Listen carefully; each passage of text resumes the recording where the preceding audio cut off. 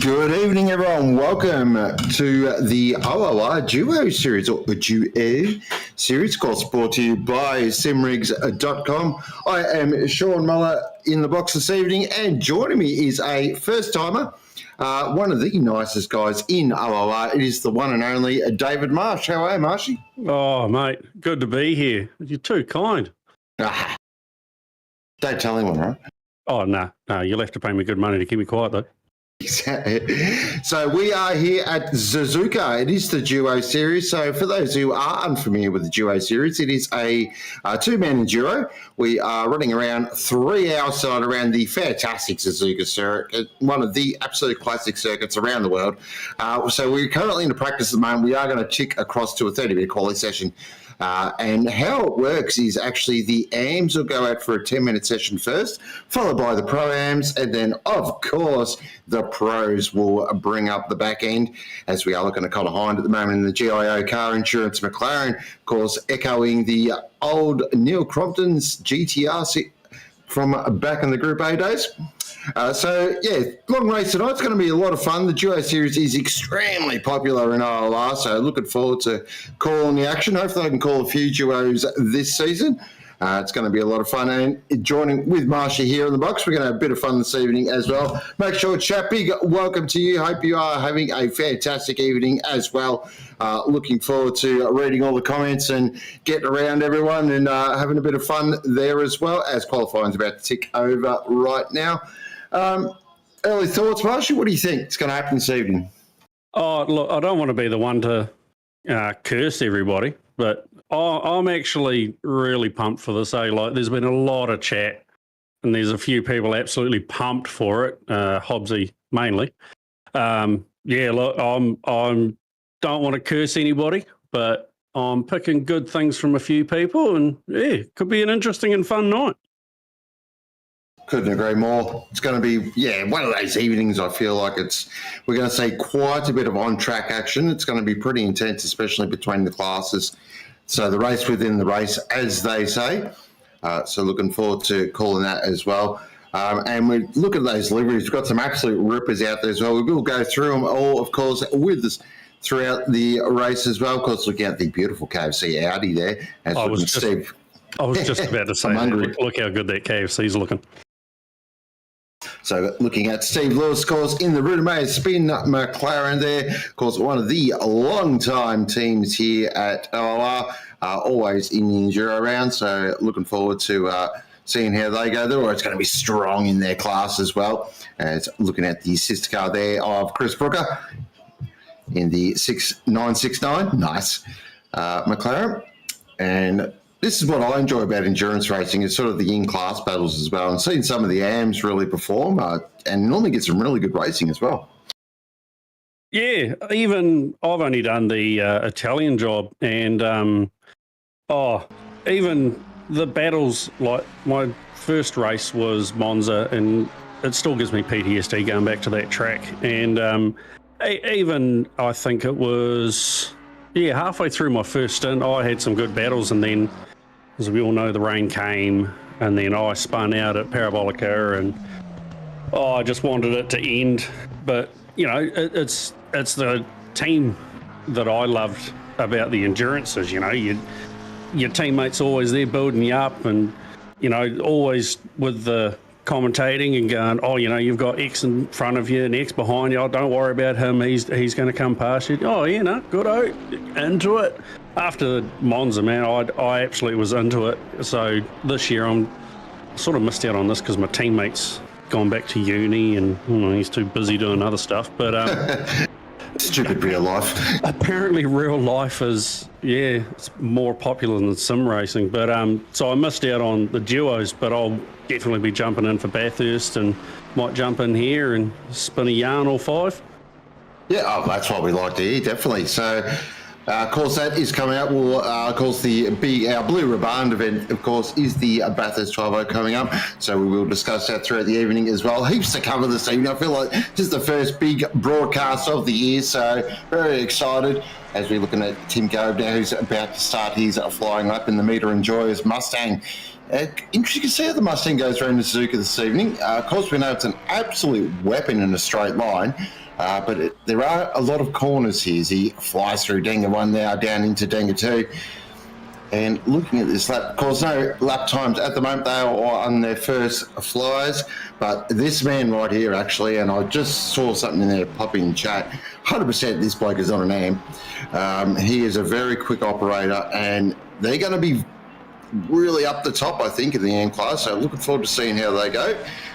Delivery, not sold on that, though. I'm going to be honest. Oh, come on. Look at it. It's a thing of beauty. It's a livery. So as he comes through the worst corner in the world, which is Spoon, as we head up towards Steve Lewis, who is going to give us our first indicative lap. As he flicks it through Casio now, just clips those curves nicely, and then a nice little quick turn to the steering wheel. Make sure the rear is nice and settled, then you're absolutely on it. And run it out as wide as you can. And he's going to cross the line. We should get an indicative lap time. I'm expecting a 2:01.660. That's actually a very nice lap there from Steve Lewis. So, and Chris Brooker only 0.60 behind. So very tight times already at the top. And then Winton pops in only 0.2 behind. So really close times with our AM drivers at the moment, which is great to see.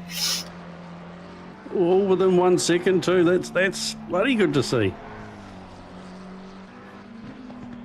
As Gabe now goes in with a 2:01.0. That's a Hollywood number right there. I told you he wasn't AM.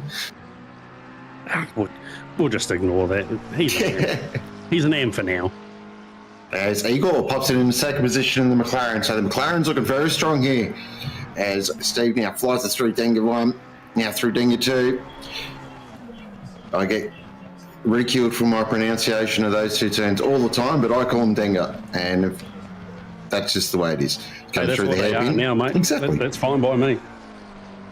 It's going through the hairpin now and just now through 200R. Love this part of the circuit.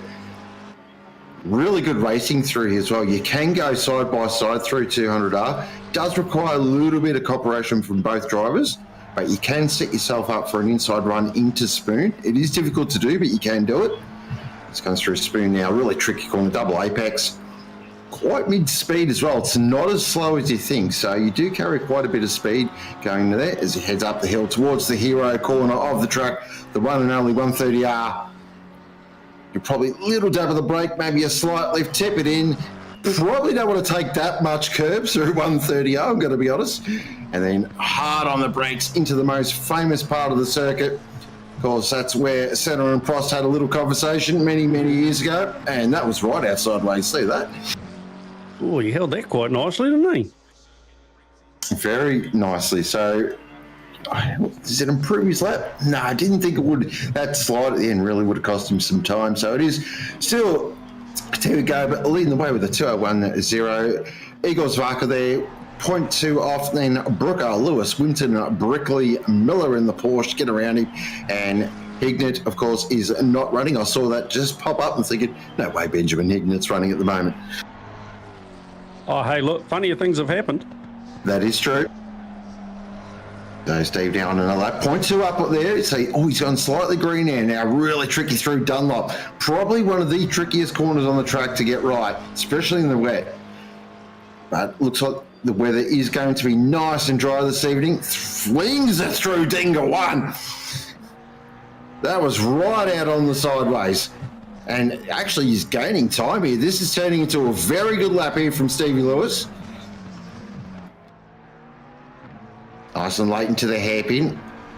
Gets a good drive as well. A little bit of time there on exit, but it shouldn't hurt the overall lap time too much. Now down through 200R. This is all flat. And as you can see on our telemetry there, you can see that is flat to the firewall. Break it nice and straight, and then you want to clip that apex as you're just coming off the brake. And then again, some people like to lift here, some people just like to scrub the brake. It does depend on the driver. And then again, another sort of time to, this is probably the only part of the circuit really that you get a bit of a breath and can take it easy. As Race Control is saying hi to chat. Good to see Race Control. Big thank you to the one and only Glenn Germain and of course Matty Power, who are running things this evening. So always great to see those two lovely gentlemen providing all the things that you see here. And this lap, though, is turning into a real Hollywood lap from Steve Lewis. He made up a bucket load of time there coming out of Casio. This is going to go very close to the top. Oh, just up a 2-minute 0.9, but that is a great lap from Steve Lewis. He made up a boatload of time in Sector 3. Just shows if you can, it's one of those tracks, if you can keep it consistent, you can really put together a really good lap. But the problem with this circuit is if you make a mistake in basically Sector 1, lap screwed. It's buggered. Yeah, that one I can confirm. Yeah. I think the last laps I did here were, Igor goes P2. So that fight for P2 is starting to really hot up now. Now look at that. Yeah, look at that. There is nothing between them.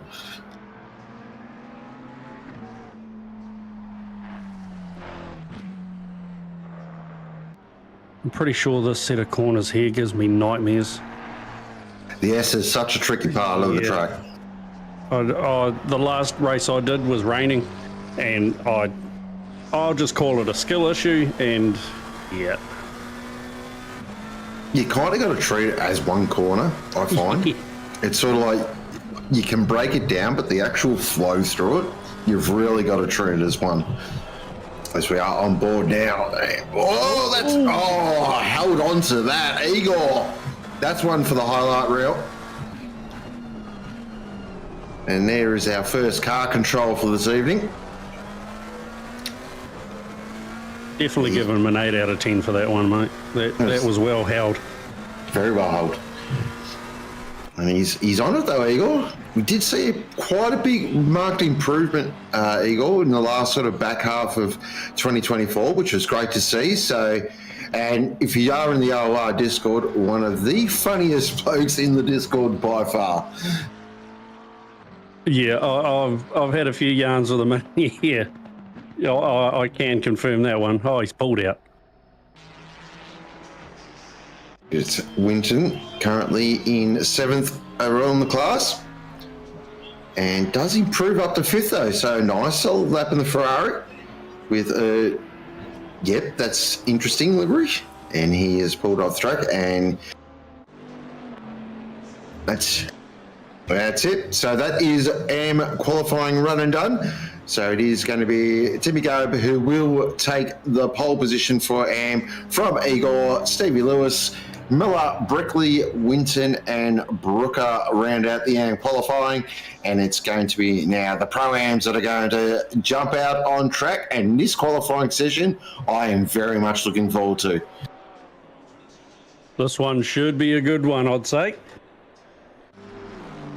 Definitely. There are some very good drivers here, and speaking of good drivers, it is my very good friend Loopty, who is teamed up this evening in the McLaren. I believe he's driving with Annie this evening. If my memory serves me correct, he is the one and only Scotty Rochford. I have had the privilege of driving with both these gentlemen, both ripping fellas, and love to get stuck in, and they're going to be a sneaky podium chance, I reckon, for Pro-Am.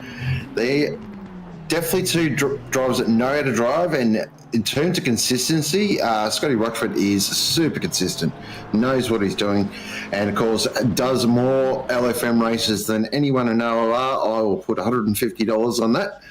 And Loopy, of course, a very quick operator, and he's about to start his flying out. What do you think of that livery? I'm a big fan of the Kovacs liveries. They're just to the point. Yeah, I have to agree with you. All the Kovacs cars are pretty sharp out on track, aren't they? They are. It's always interesting with the Kovacs cars. They're all either a really nice race car inspired livery, or they're mean as hell. Yeah, I got to agree with you on that one. There's Ronanella now, heading down into Dangabum. Running the 991. That is not confusing at all, being a Porsche head. Yeah, I was just looking at that going, that will be a bit squirrely out of there.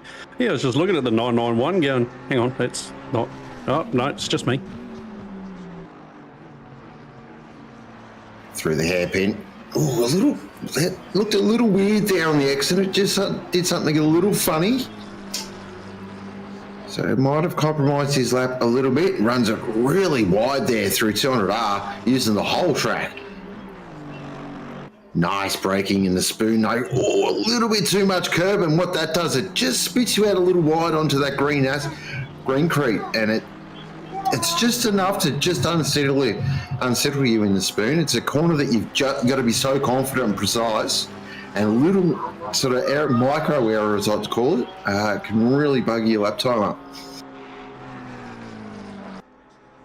Nice through 130R. I was just about to say that looked bloody good coming through there.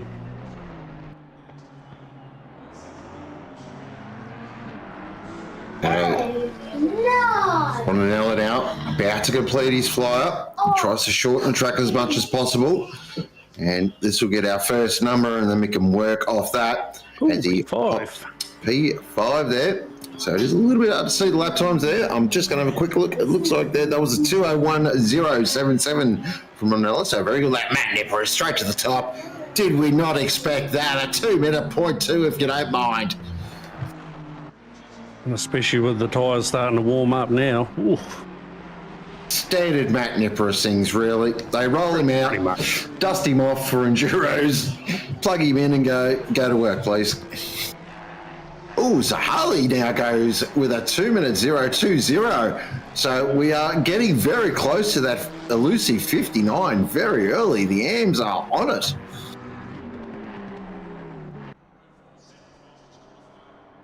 Here is Benny Ventnor in the AMR Sauber Racing Aston. And that beautiful Intel HP inspired livery. Really nice, clean How good looking. does that look? Really I do like a good clean livery like that, eh? Exactly. Let the car do the talking, as I say. Pretty much. And this lap is very nice at the moment. Nearly a second up on his best. So his last lap there was a 2-minute .1. So that we'll keep an eye on that, because if that isn't it, we're going to see our first 59 here. But he's currently Zahali leading the way. He's currently in a provisional Pro-Am pole from Niparis. And then Goeb, that lap time in the AM class is holding very strong at the moment. I think it's about, if you don't mind, Vintner just absolutely flings it across Cassio. How good did it look, though? Held it beautifully. Here we go. So this lap produces, there it is, at 59.980. Benny Vintner first into the 59s, and Pro-Am is red hot. And look at Spencer. James Bond behind 007. So the times are very close again at the top end of town, which is what we want to see. It normally sets up for a very good race. And Zuhali now, as he's about to start another flyer in the Audi. Brave man driving that thing. I tried it once, and I don't know if it was skill issue or the car, but I pretty much did a couple of laps of, I think it might have been Suzuka, and I just got straight out of it. Yeah, no, it's the car. It's the Audi. Just blame the Audi. I do. Yeah, that makes me feel a lot better. Thanks, buddy. Exactly. Back here with Matt Niparis in the Pixel Racer GTR, and he is up on his lap time at the moment, and this will certainly, based on current numbers, put him straight to the top of the timesheets. He comes out of the hairpin now. Can he use that really good acceleration that the GTR has and just shoot it down 200R and runs it out nice and wide again, using the whole track? Very important. Of course, teaming up with the one and only Mad Mike Crick this evening. Lovely through spoon. That was beautiful through spoon. So we've got a screen-in-screen action here as my race controller just whispers in my ear with the dulcet tones that he has. And Vintner is up on his lap time as well. So we're about to get some real changes up at the top end of town. This is a very good lap as well from Vintner. So he's 0.3 up just about. He's going to get a little bit of a slipstream here as well from Rondinella. So that's going to help. And this is going to go at 59.6 if you don't mind. What can Nippers do? He's going to improve. How far? Oh, look at that. Wow, So nothing close. in that. Oh, this is just building me up, mate. It is. It's fantastic. I said the Pro-Am qualifying is going to be on, and I have not been disappointed. It's been fantastic. And Nippers is going again, so he feels like there's more in it. Based on the delta, we can see up the top. Oh, he lost a little bit there. Very easy to do that.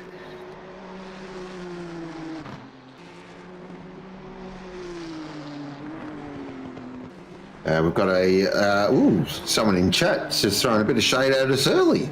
Audi is good, just skill difference. Oh, I don't know how to take that, Marsh. Yeah, you got to take that. Hey, look, I'm not going to argue with the fact that it's a skill issue, because that's what I've got. Look, I just didn't want to admit to it, but...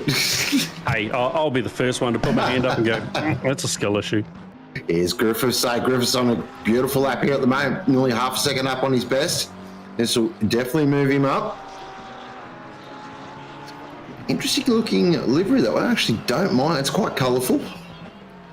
Yeah. That's quite nice, actually. I do like that one. That reminds me of, remember those old hot rods?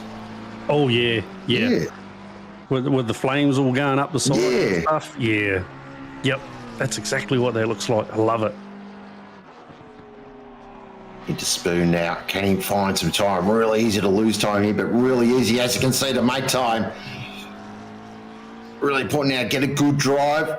Oh, he lost a little bit there on the exit, but I don't think it's going to hurt him too much. The invoice isn't that severe. Now up towards 130R.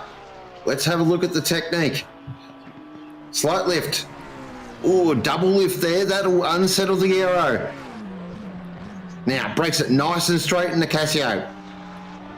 Clips the first, clips the second, lovely. Good exit as well, nice power down, didn't upset the traction control at all. Nice straight line towards the finish line. This is definitely going to improve his lap, but how much will it? It does, up a couple of spots, which is nice. He'll take that. And that will be 15th currently. Of course, we do have the pros to run, but that is Pro-Am qualifying, a run and done. And now it is the big boys out on track. It is the pros, but it is Zuhali leading the way with a 59.5. So he did actually top that. I was keeping an eye on those split. That's a very good lap there from Zuhali. And then Vintner, Monks, Nippers, and Thurcolini. He's your top five at the moment. Damiano, geez, he's improved out of sight. So what are your call for the pros? Do we make the commentators curse now? For Pole, oh, Jesus, tough, isn't it?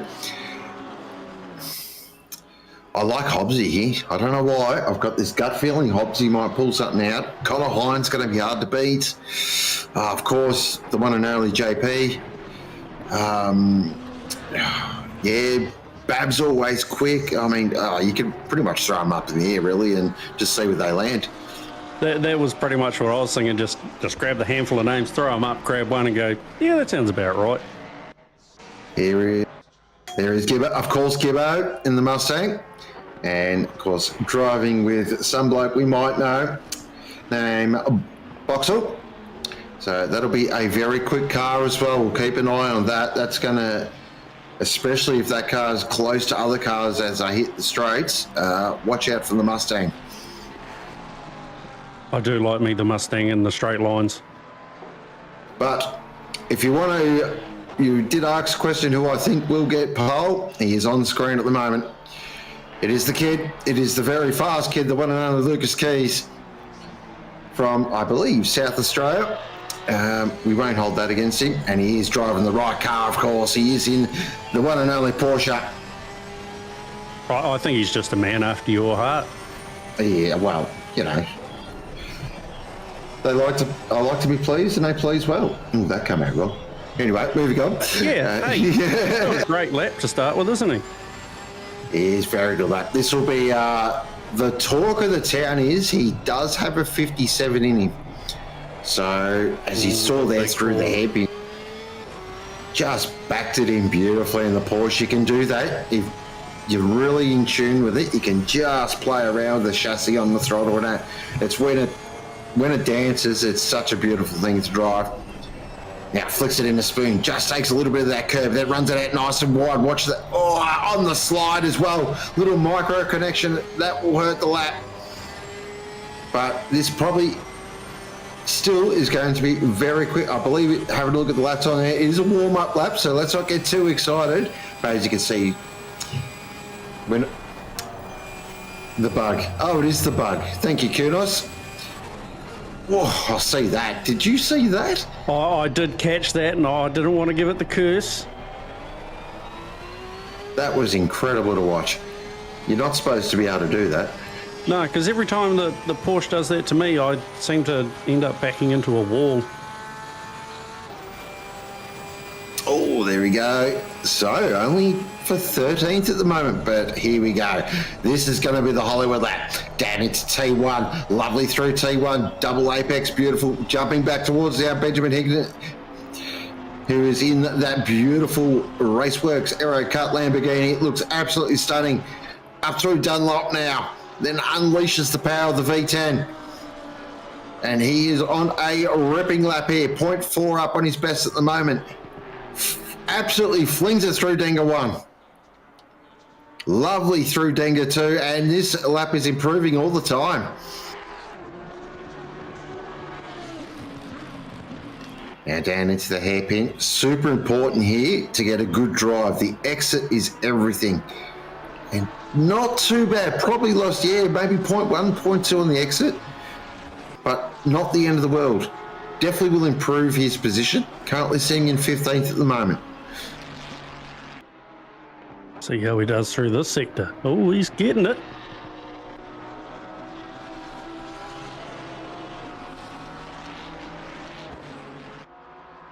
He found a 10th there, definitely. He definitely did. Okay, so we're going to go. So here they go. We're about to see some Hollywood tap. Look at Lucas Keys here. 0.9 up. So this is a very quick lap as well. So we're going to probably go with Higgins at the moment because he's going to be the first to cross the line. So we'll see what happens here. It's going to improve the position, no doubt about it. It's just, Lucas Keys, I saw that as well. Geez. Up to fourth. No, back to fifth. Because Hamilton now pops him off the top of the list. Oh, wow, these times are all over the place. But at the moment, the big number is, Lucas Keys just in a second, but it is. Wow, are we surprised? Not really. Of course, Peach had to go and jump into P1 while we weren't looking. Yep. We're all concentrating on Hignett and, Gibbo and Lucas Keys and, Connor Hine now to the top. Hamilton now. Hamilton. That's it's getting exciting now, Sean. It is absolutely ramping up here. So Hamilton now the first into the 58 to 58.9. Connor Hine 0.025 off. Then JP Sanikas 0.1 off. Then Lucas Keys 0.147 off. You can throw a blanket over him. Qualifying has lit up. Here is Hamilton at the moment in the 165 Torva Mesa entry. Another car that I've had the privilege of driving. Driving with the one and only Shawnee Bubb now. And Hamilton. Oh, no. I think that's what we call definitely leaning into it. Enthusiastic. Lovely out of the hairpin. Can he find just maybe a 10th here? A 10th there. Just to put a little bit more pressure on Hind and Sneakers. But this has been a magnificent performance. Of course, this car is no stranger to winning endurance races. Oh, lovely through Spoon. Oh, wow. Look at that. He found point 2 there from absolutely nowhere. Just casually rips out point 2 in one corner. Down into 130R, lovely. Just a beautiful, smooth style through there. Now the important Casio, another place where you can really make up time if you absolutely nail it. Exit is everything. Lost a little bit there, but it is still going to improve the lap. It's probably going to be a 58.8. It's going to be very close. There it is, yeah, 58.875. So a very good lap. Over to Hind and Sneakers down. What have they got? Here is Connor Hind. Of course, one of our local Taswegians. Very, very, very quick operator. But at the moment, pretty much bang on with his 59.0. So not finding any time. Oh, at the moment he's got a Porsche who's right out sideways in front of him. And that is, yep, that's not going to work. And Yeah, that one... probably a good call there, just giving up on that one. Found a little bit of time here, Connor. Happy. Crucial. Lost it on the exit. So easy to do. It's going to have to be a hero spoon curve now.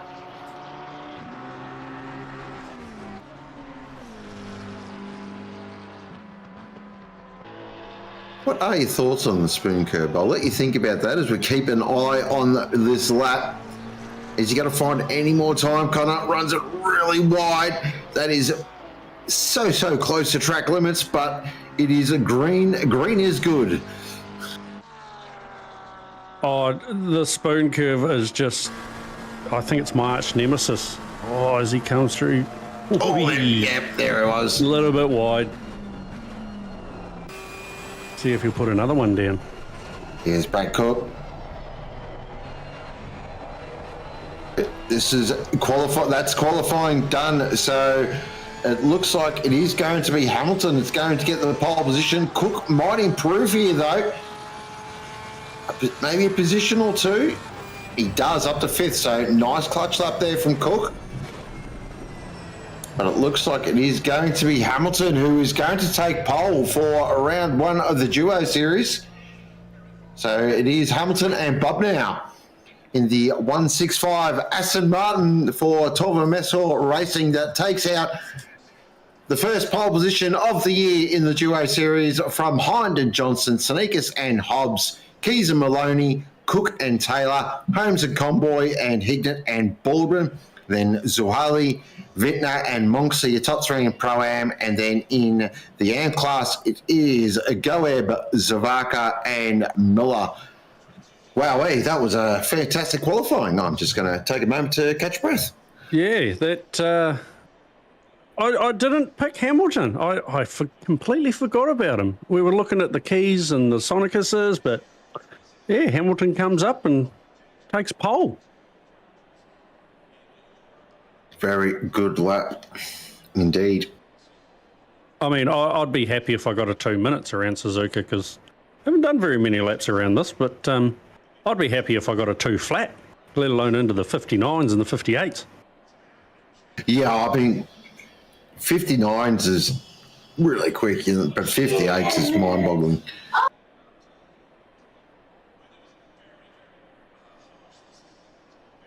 So get comfy. Those in chat, if you've haven't got your snacks and drinks ready, make sure you go grab them now because we've got ourselves 3 hours of racing ahead of us. It's going to be very interesting, the strategy, of course. So a couple of little quick housekeeping items. Maximum stint time for the drivers is 60% of the race. So it does give you some flexibility with strategy as well. You'll find that most teams like to pretty much put their super quick driver in and make ask them to do the majority of the race. But again, if you've got a really nice team, for example, Sneakers and Hobbs, 2 very evenly matched drivers, you can really play around. You've got a lot of flexibility with the strategy. So that'll be interesting to keep watch on. Also will be interesting is the group of Porsches who can run their fuel save maximum 100 strategy, of course. with the Porsche, because you can run for a very long time in the Porsche and not really lose any pace. So again, that'll be something to keep an eye on. The Pro-Am battle, as I said, that's one I'm really looking forward to. I think that's going to be on for young and old. There are some really quick pros in that class, and there's some really quick AM drivers in that class. So again, strategy is going to play a lot into that as well. But more importantly, the weather. We're just having a look there at the weather at the moment. A little birdie in my ear has told me we are looking good for the whole race. We should get a nice dry race this evening, but once again, you never know, especially around Suzuka. It is a bit of a monsoonal country, so we'll have to keep an eye on that as well. But strap in, get comfortable. I am, of course, Sean Muller, and joining me it is one and only David Marsh. This is round one of the simrigs.com Giro Series live from Suzuka. Of course, brought to you by our fantastic friends simrigs.com. But this is the big one coming up, February 15th. Mark it in your calendars, ladies and gentlemen. It is the Octane Online Racing Boosted Media Bathurst 12-hour. But more importantly, it is for our Lord and Saviour, our great friend, our great mate, the one and only Neil Alexander Mullick, who is going through a real tough time at the moment, health-wise. We are all thinking of you, mate. We miss you around here. So this one is definitely for you.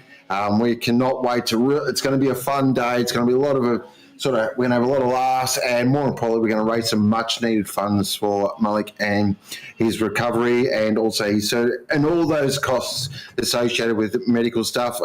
Firsthand, I know it's like it's crap. Also, a massive thank you to our new sponsor as well, who's come on board, Boosted Media. If you haven't, go check out their YouTube channel, guys. Some really fantastic sim racing content as well. Will puts together some amazing stuff. So huge thank you to Boosted Media as well for jumping on board. So that is February the 15th this year, the one and only Bathurst 12-hour. It's going to be an absolute rips and order. So get around it, get your teams involved, and get amongst it. You excited, Barshy? Oh, mate, I'm actually pumped. It's the first Bathurst endurance I've done. I've heard good things, I've heard bad things. As we all know, the mountain bites, and when she bites hard. Exactly right. As they say, you don't win the race, the mountain chooses who wins the race. Yep, got to agree with you there, buddy. So it's going to be an app, and we normally get a lot of. It's probably the most it is the most competitive race all year. You see basically teams that are doing 59s, 58s, really ridiculous numbers. So if you can do a low 202, 201, for me, that's good pace. But yeah, some of the numbers I've been hearing is, quite frankly, ridiculous. So back on the grid, enough waffling on from me as we are looking. There's all the group of Porsches. I get racing very good on that point. I like that. It's the Audi. I don't get people that drive that thing. It's an acquired taste, isn't it? I don't think it's even taste, but anyway, moving on. Oh, here we go. What have we got here? This car is driven by Ben Diaboles Curtis and Nathan Toto Awesome Monks. Very good. It's the Pixel Racers. There's a team photo right there. The KFC Audi. Yes. Look at it. Oh, everyone hungry now? The last night, actually. It was bloody good. It's Kovacs Racing Porsche, the 52.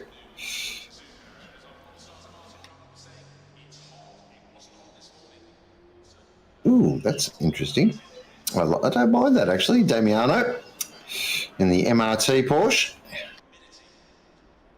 It is nice to see Kovacs cars in, of course, myself being a part of the Kovacs operation. There's Bin Chicken. That, of course, is the only Murphy and Bab. Some very talented people that do the liveries, really, isn't there? Oh, it's incredible. Oh, I don't know how they do it. I remember loading up, I've said this story many times, but I loaded up Blender, lasted about 30 minutes, and that is way out of my price range and league and skill level, and closed it down and haven't opened it since. Oh. No, Glenn. I think Glenn knows us a bit too well. He does. All right, so the car's now rolling around on the formation lap. And let's just give a bit of an idea too if drivers have swapped their quali drivers or they've kept their quali drivers. So do see, looks like JC has jumped behind the wheel. Looks like Luke Johnson's behind the wheel as well, and Mitchie Hobbs. So been a few teams that have swapped their drivers around, which is interesting to see. Chris Taylor's there. Benjamin Hignett starting in the Lamborghini, so he's going to take the first stint. Then we've got Alice, Bott, Monks and Crick are your Pro-Am drivers there. So they've gone a slightly different route as well. So the Crick jumping in is interesting. Now, it says Matt Nippers, but we're not with ACC, as we know, with the amazing timing that they do have sometimes. It really is hard to trust. So I'm going to go on what I'm seeing here. Yeah.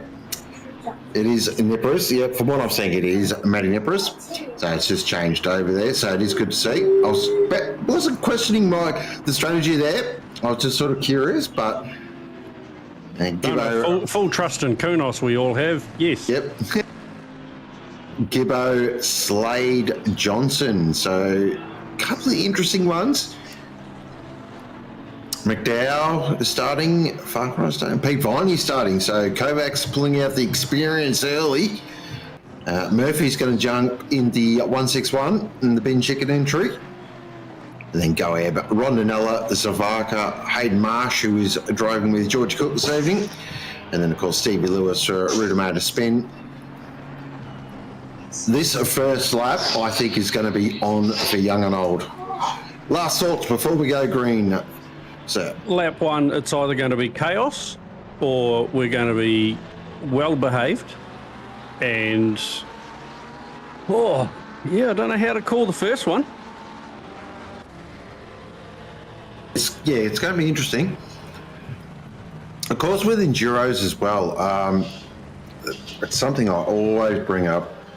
Patience.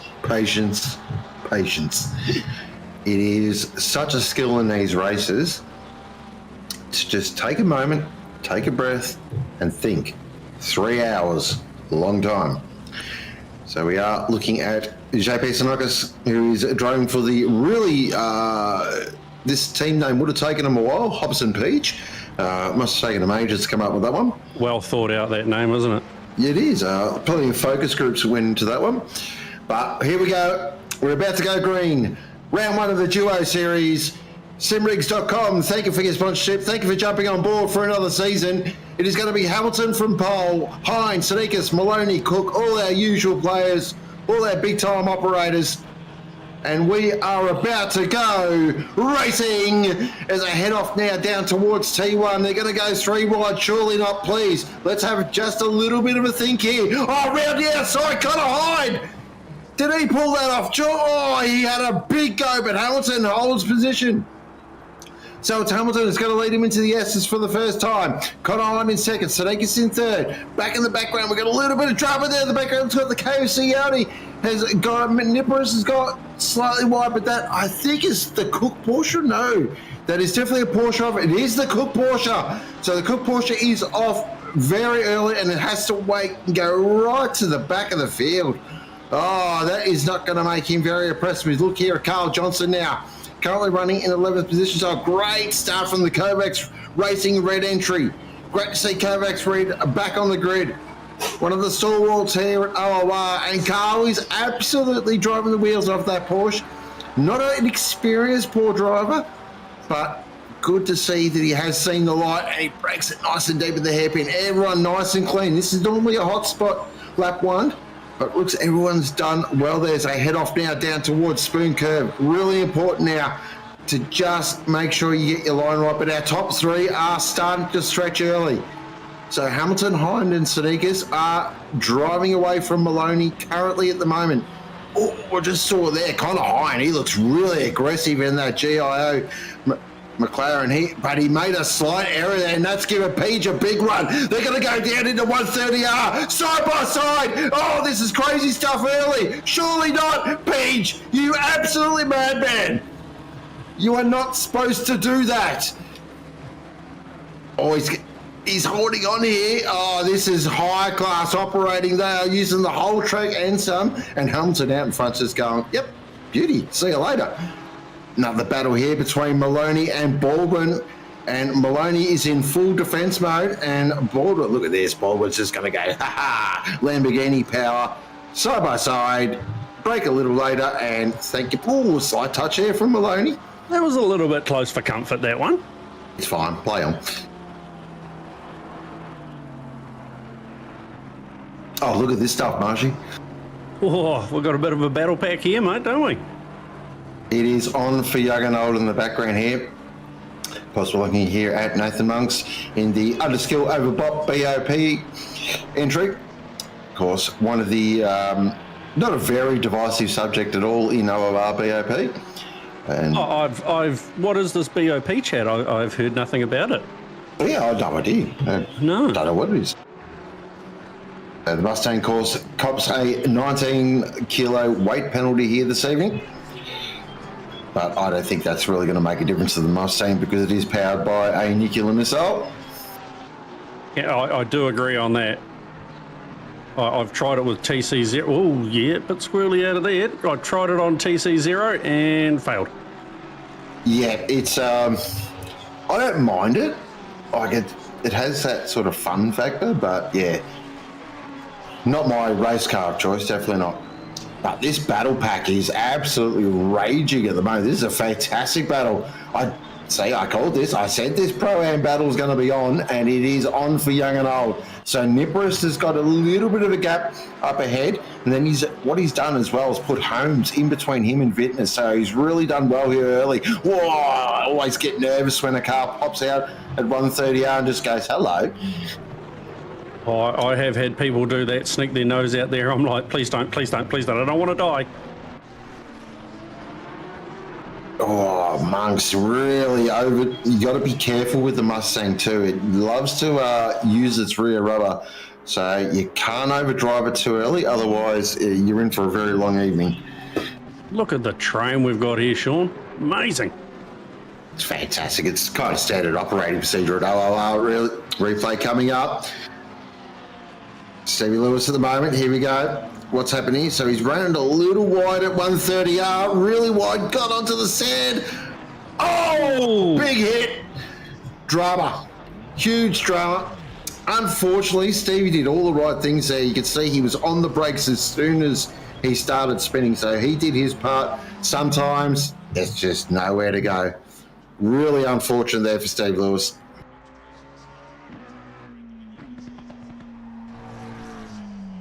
So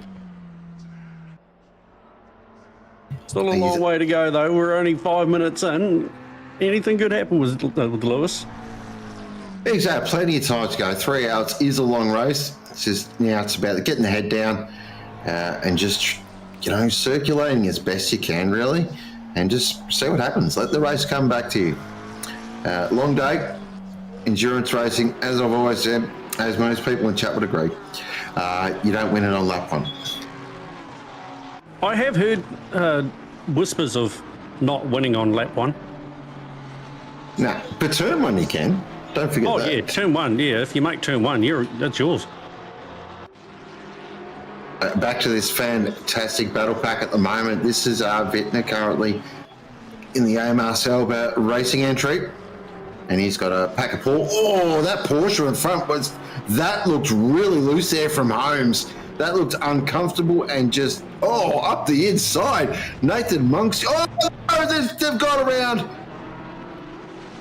Oh, so that was the 141 of Holmes that just got right outside race. He's had to back out of it, which then Monks had to back out of.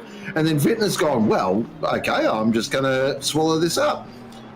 That could have been a lot worse. So good to see drivers just thinking a little bit ahead, thinking of the long game, but it is pretty heated in this pack early. I was definitely holding my breath watching that.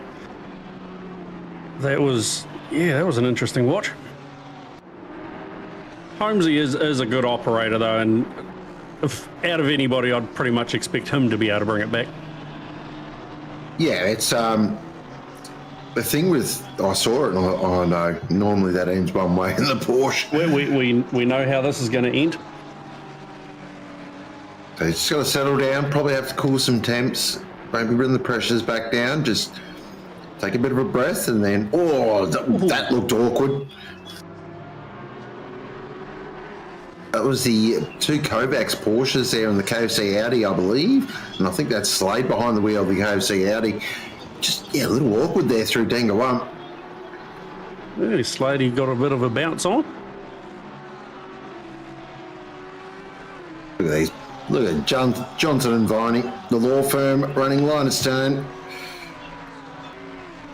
As I was saying, it is great to see Kovacs red and blue and black on the grid. So good to see the lads all back for the Duo Series.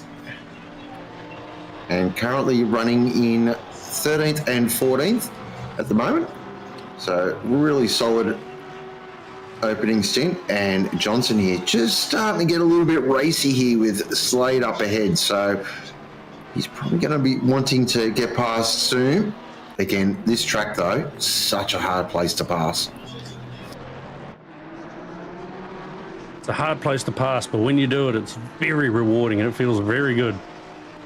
Oh, couldn't agree more. Back with the Monks and Diabol's entry.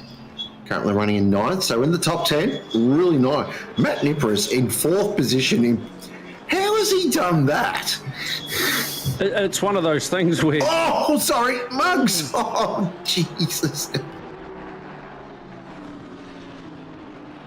There he is, this guy. This is going to be an eventful race, isn't it? There he is. So... the famous story with Matty Nipperis is basically they keep him in this sort of underground sort of house, crypt sort of place. And basically as soon as the Discord announcement in OOR goes up for an endurance round, they dust him off, plug him into the huge Skynet, plug in a program and pop him in the car, and then he does this. It always astounds me how some of these drivers that we have, like the Bender, the last name, first name entries, how they can just roll around every enduro and literally within, you'd say 10 laps, they are bang on the pace. It is a skill that I definitely don't possess, but it's really impressive to watch. And Matt Nipperis, we're seeing it here, currently in 4th position. This is huge. This is going to give them a real shot in the arm, and they are 100% going for this Pro-Am win. Maybe that's what I should do, Sean. Just get put into a bunker and just maybe put in a sim rig just for X amount of time and then brought out at sprint season and see if I can do any better. Yeah, look, I've thought about it myself, actually. I don't think my partner would enjoy it, but, can't have everything in this world. That's true. That's very true. Look at it, Connor Hine for the Rockets Evolved entry.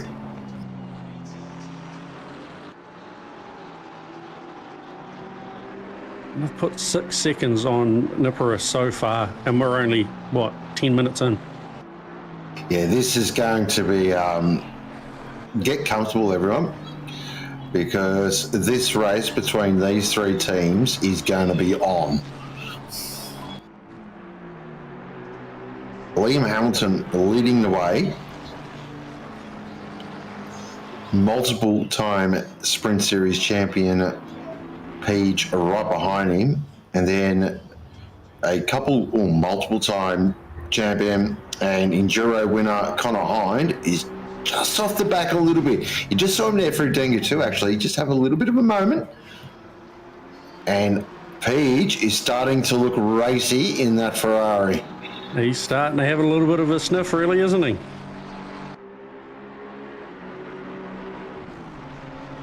I've had the pleasure of calling this bloke race for quite a few seasons now. He's one of my absolute personal favourites to watch. I just love the way he goes racing.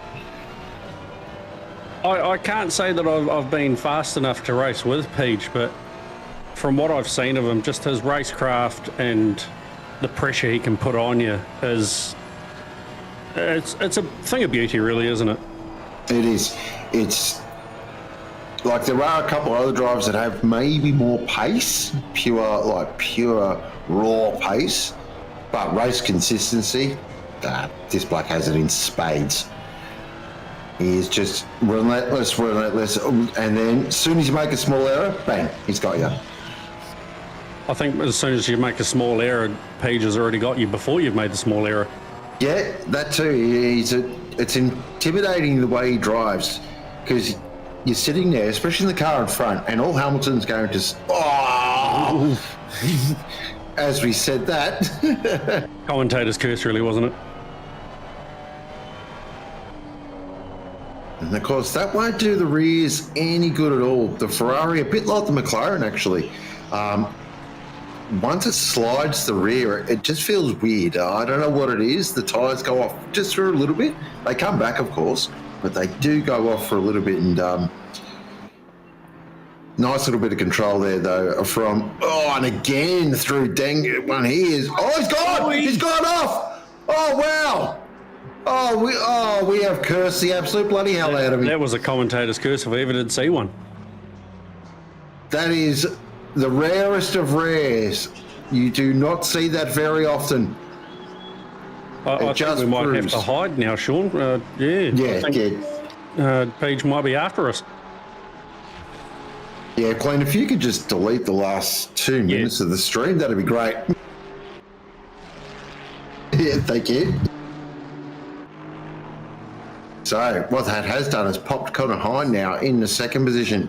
Now, of course, very early days. I have no doubt that we are going to see that car back up towards the front very quickly as we look at this battle.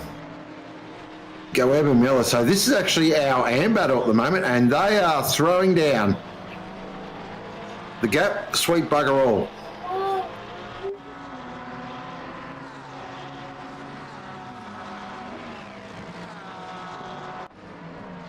They were side by side, I'm hearing through the Dengers, which would have been very spicy indeed. But Go, we know he's quick, but it's amazing what pressure does, and they are just slightly now catching up to, I believe, that's Ronanello ahead, so they're going to hit a bit of a wall here, and it's going to, look at this, there's cars everywhere. This is Southeastern Arterial at 4 o'clock in the afternoon. I think Far Cry went there on Murphy, so not sure what's going on with the Bin Chicken Race. They're just having a bit of a struggle at the moment. Did expect them to be a little further up, or they've played a really tricky strategy game. It would surprise me, actually, knowing them. We know Chris Murphy's quick. We know Bab's quick. We just see the back end of the Porsche. Just step out sideways a little bit. That's controlling the slide, which you do in the Porsche. Porsche doing Porsche things. Yep. In the Porsche, of course, you do it all with the throttle.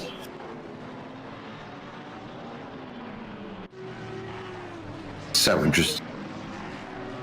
I was just thinking that myself, actually, is what do you think there, Marshy? Are they trying what I think they're going to try?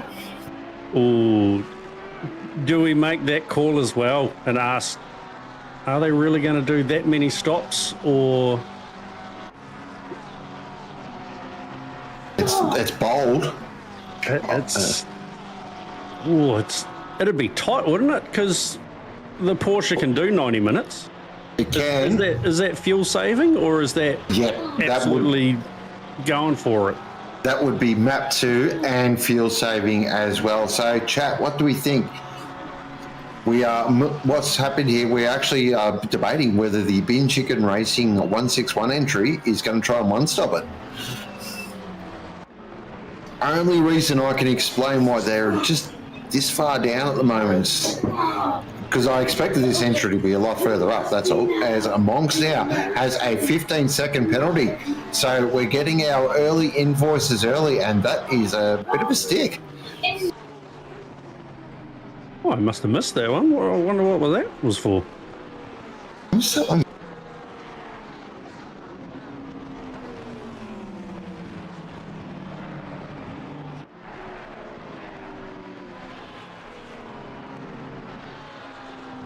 So here we are, still battling on. This nice battle to watch, Adelaide, nice and clean. As looks like Murphy did get around Rondinella, so he's now off after Farquhar. I've got to be so careful with that, with Farquhar. I keep going to say Farquhar.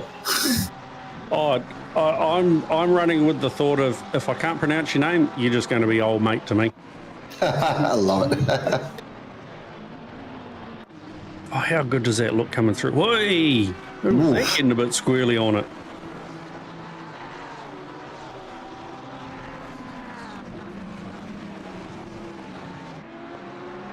So, is that McDowell and the Porsche getting swirly back there? It looks like it was McDowell. So that's the 500, that's the MRT entry, that's the, I believe, yeah, that's the McDowell and Thurcanelli, Damiano. I just call him Damiano entry.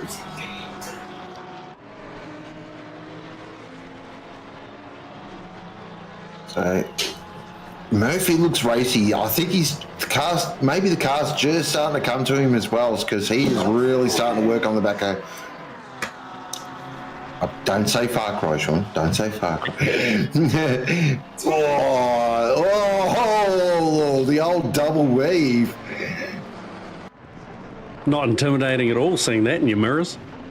No, that's another international symbol of I'm quicker than you. Get out of the way. This is starting to back up here. This is where I get really nervous. Will he get him down the straight into P1, into T1, sorry? I think Farquhar has actually opened it up a little bit and maybe just saying, you know what, this isn't my race. Yeah, I think that was this isn't my race. I'm just going to let you through. He's got to be really careful because Rondinella's going to pick on the scraps here.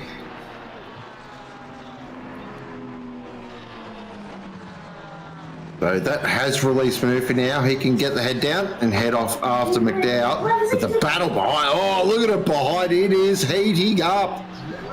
Especially between Goab and Miller. They are absolutely going at each other.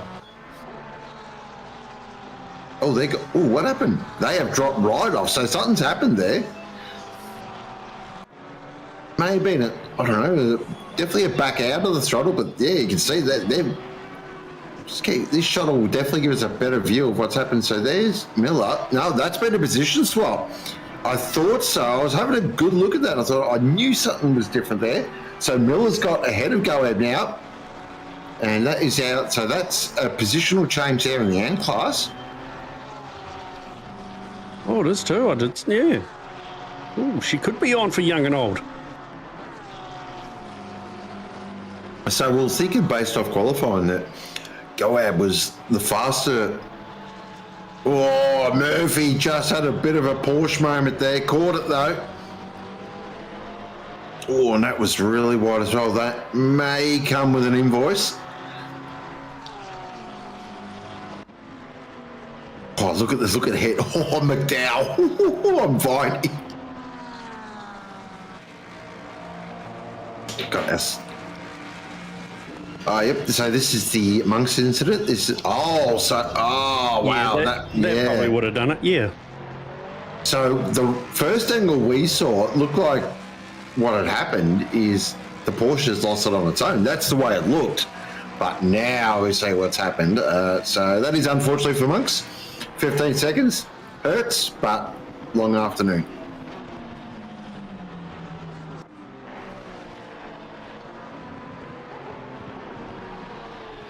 So we've still got 2 hours and 39 minutes remaining. You are, of course, watching the Simrix.com Duo Series live from Suzuka, round one. First big OOR stream of the year. So big welcome to everyone who is watching this evening. Hope you are having a fantastic Saturday night. And of course, it is a big sim racing weekend as well. We've had the release of AC Evo. We've got the iRacing Daytona 24-hour. Was that a car off the track? Did you see that? The 1 second I happened to look away, Sean, something happened. Of course. I definitely saw a car off the side of the road, though. Yeah. I don't know who it was, but I definitely saw a car off the side of the road. Could be the 959.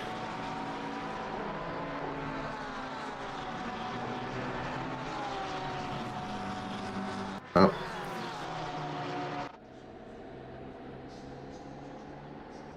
So the 959's back in again. So, and, oh, that's... Is that bonnet sticking up a bit? That is... that wheel doesn't look... That's not right. Oh, yep, that doesn't look good at all. So, so that is unfortunate for Stevie Lewis. They've had a bit of a tough one for round one, but I'm sure they'll dust off and they'll be back. Here is Zuhali for the Alliance Green entry in the 4-2-1. Always really well presented, the Alliance Green cars are. And he is working on the back of Holmes here. And he's actually looking quite racy, actually. So it's a nice battle between a couple of Porsches and an Audi. Bit of a German supremacy. Oh, actually, better be really careful how I word that. Oh, yeah, I sort of went, oh, but he's not. Maybe don't say that one. German manufacturer battle. There we go. Yeah, that sounds more PC. So, Steely, our first proper question in chat as we just getting into that period of the race now. We're just starting to quieten down and everyone is getting into their rhythm. Thoughts on Assetto Corsa Evo so far? Well, have you downloaded it, Marsh? You got it yet? I haven't got it yet. I was sort of waiting for the niggles and bugs and everything to get worked out, and then I was thinking I might get it a little bit later, or until the first update sort of come through. But from what I've heard so far, it's pretty good. I've heard both good and bad, but I did see a couple of streams last night, and they were saying it's really good, and then I've seen another couple going, oh, I can't get my wheel working, and I think there were a few guys that couldn't get their wheels working and pedals working, but I think it was just, you just got to find everything. As with everything new, it's sort of going to have those teething problems. Yeah, what about exactly. yourself? Have you dipped your toes in the water yet? Yeah, so got a few things going on in my sim racing space at the moment. We'll just park that for a second because this is getting really spicy now. Oh, Maloney had a big moment there, and that sort of backed up to Holmes, and then we saw the Alliance Green Audi of Zohali there just have a real moment and lost that gap. So I just thought that was look at her head as well. Vintner and Baldwin. So they've been going over for a few laps now, and here is Benny Vintner, and he is working on the back here of Baldwin. Yeah, so I did, picked it up this morning. So of course I've sort of changed the way I'm going sim racing this year, so I'm going to do a lot more commentary. And let's face it, we all love hearing you in the comms box, mate. Oh, nice. Got ourselves a replay here. This normally means one thing. So this is Lewis. So coming in the pits, everything looks normal. Everything. Oh no. Oh no. That wall has bitten quite a few over the years. It has. That is. Oh, and it's in that. Oh, he's doing his best Austin Powers. Oh, hang on. Yep. And just a little scrape, just to add a bit more salt. Oh, that wheel is not optimal, was it? I don't think that's how they're really supposed to be set up. Easy to do, as Marsh would say there. We've all done it. Yeah, so doing a lot more commentary this year, which I'm looking forward to. Gonna dip my toes in a bit of Le Mans commentary, some ACC of course, but ACE commentary. So really looking forward to that. And in terms of racing, probably going to do a bit more of it's hard to describe, but a bit less super serious racing and a bit more fun racing. So hopefully AC kicks off and we can all enjoy it. Got ourselves, oh wow, that's right hand down. That is not optimal. That's great. I've driven the Macca and I haven't met that wall, but I haven't had the wheel that far to the right-hand side yet. So, he's back. I'm sure he'll see the funny side of it. Here is Benny Ventnor really putting the blow. Oh no, there's been a touch. Oh boy, there's going to be a little bit of emotion with that one. So he was working on the back of Baldwin and looks like there was a touch and around they went, and the three cars that were behind him just said, Thank you very much. I'll have some of that. Oh, wow. I thought I was just keeping an eye on Vintner there, and it looked like he was getting real aggressive, and definitely looked like there was a touch. So that will, I think, come with a sick. Yeah, I think the stewards are going to get their stick out for that one, definitely. 100%. That was unfortunate, but it definitely can happen in a racing. So hopefully they just... Oh, geez, Johnson, bloody hell. That was bouncing all over the shop, man. So unfortunate for Baldwin. We'll just have to dust off and reload and go again. So AC though. So yeah, picked up this morning. Of course, being me, Porsche Cup, Brands Hatch was had to be done. Feel-wise, feels fair. I think it feels really good. Feels really nice. You can definitely tell it's an early access game. It's got bugs and stuff. Of course, it's going to have bugs and stuff. It's an early access game. But some really good, the bones are there. And I think that's the really important thing. The bones are there. It's got that Kunos feel to it, which is great. Really, it's great. We've got a roadmap as well. A lot of early access games don't bring out a roadmap straight away. So that's a really positive sign. The sound, while good, it's good in some cars, not so good in other cars. So hopefully, again, it's a thing that they can definitely, it's an easy fix. The lap times as well felt a bit off. In the Camaro, for example, around Bathurst, I was doing, on road tyres, I was doing like a 208. That just felt wrong to me. It didn't feel right. So again, something, it will have to be adjusted. But overall, yeah, the core's there, so just can't wait. Looking forward to this year. It's going to be an exciting year of sim racing, of course. So looking forward to seeing how that progresses along, and of course how Le Mans Ultimate progresses along, as we've got ourselves a replay here. This is the Vintner incident with a Baldwin, and we're going to see how, yeah, it was just a tap. Yeah, very easy to do that. And of course the Lamborghini, as soon as you get tapped in the rear, around she goes. So that will be a slam dunk. Oh, I don't want to put a time on it, but that will definitely come with a red box. It will definitely get a slap over the wrist for that one, I'd say. Oh, that was nice and sideways, wasn't it? Definitely aggressive through there, these quick guys. They throw it over the curbs. I've tried it. I just, admittedly, I've only tried it in the Macca, but yeah, I've tried throwing it over that curb and just never, it seems to end well for me. And you look at the Hamiltons and the Holmes and they just do it, and you're like, how did you manage to pull that off? Yeah, it's yeah. I just run with skill issue. Yeah, yeah, we'll go with that. No, not skill issue. I go with what is it? I see these young kids, mate. We just don't have the reflexes they do. Oh, yeah. I'll 100% agree with you there. Paige is our age, but don't tell anyone. No, they don't need to know that. So, it looks like Slade's picked up a 15-second invoice as well. As we're jumping on board here with Farcroy and Cook at the moment. On board with Brad Cook, serial Porsche enjoyer, fellow tragic and lunatic like myself. And I wasn't going to say that out loud, Sean, but you said it, so you've jumped into that one already. Oh, look, I know the stigma. I've accepted it. We've got 2 hours and 29 minutes remaining, so plenty of time to play out. And I do apologise for the voice in the background. It is my little man who thinks he's Roman Reigns this evening. He's doing his best wrestling impersonation.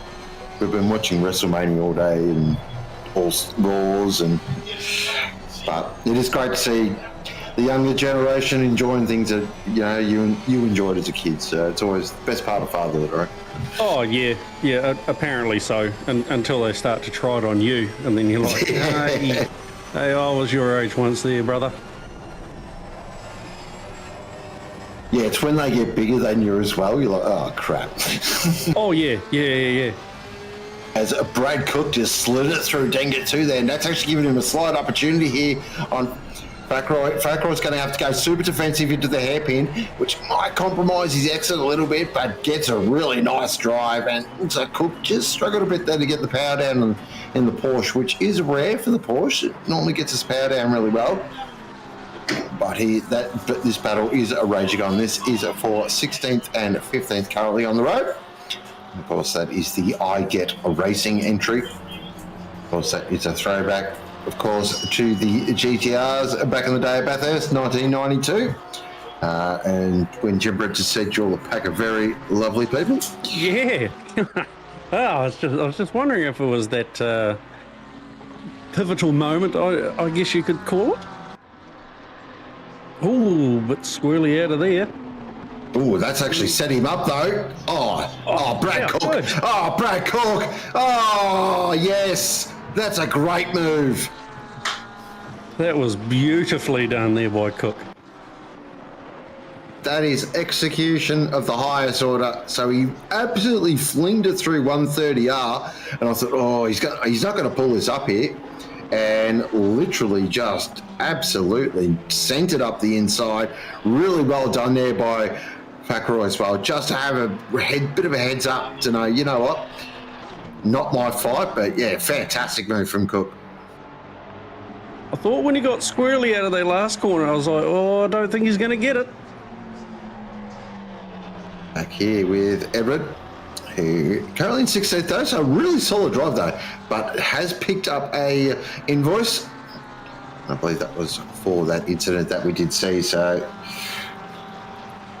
But of course, Brad Cook, I've just got information as well from my loyal spotters in chat. You guys are legends as always, that Brad Cook has driven from last. So, am I surprised? Not really.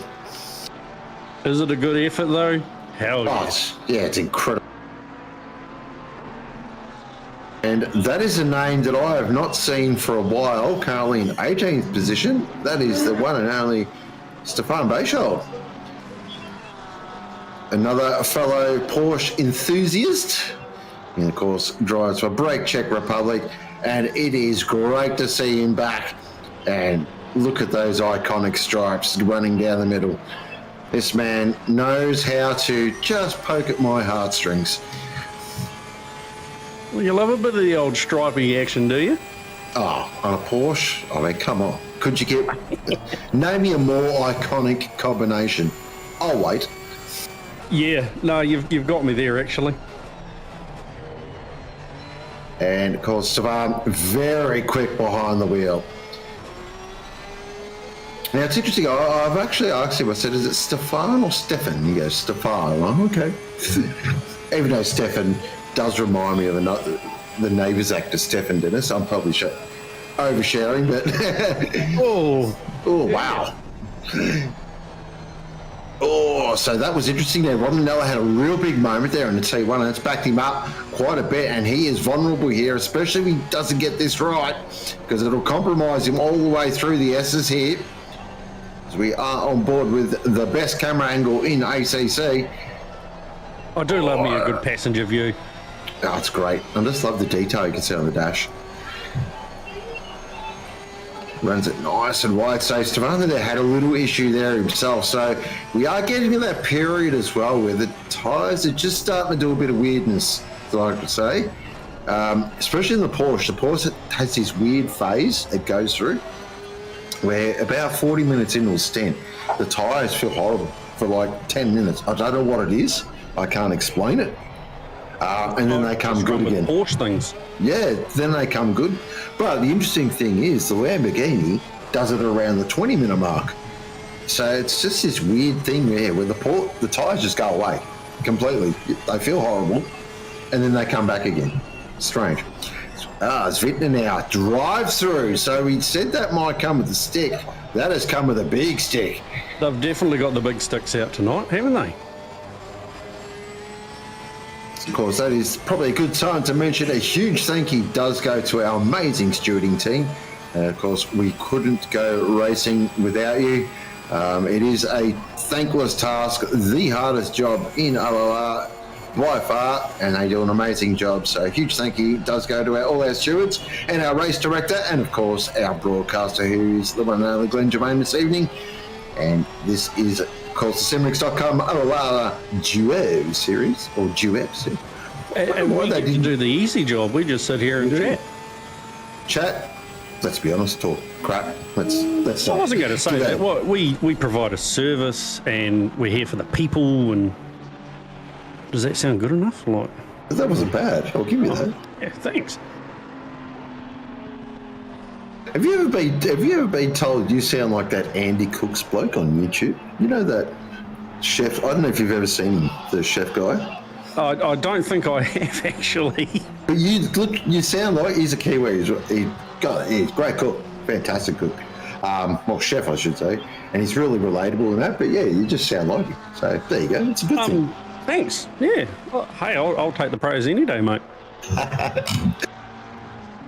I mean, I couldn't cook myself out of a wet paper bag, and my partner tells me that constantly, and along with get out of my kitchen.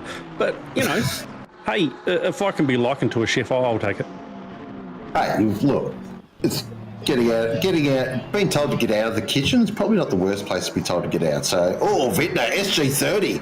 Oh, wow. So we saw a drive-through, and has that been up? That looks like that's been upgraded to an SG30. So, wowee. Ooh, the stewards have had another dig at it. That is the big stick. So back with this battle though, because this is our battle for the lead, and Connor Hind is just starting now to put a bit of pressure on Hamilton here. So I'm not sure whether maybe Hamilton's just started to overwork the car. The Aston does have a very set of parameters when it comes to stints. If you can do more than 65 minutes in an Aston, you are doing bloody well. It's pretty much runs bang on the 65-minute mark, and maybe the tyres are just starting to go away a little bit there, but 100% that Connor Hind is on it. Now, also getting word that Vintner sped in the pits, so when it rains, it pours. I'm not going to lie, that wasn't the one that I was expecting to see speeding in the pits. I think we can all pick up who I'm talking about. Hello, JC. Hope you're well. Hey, I never said a name. I just insinuated that was not the guy that I was anticipating.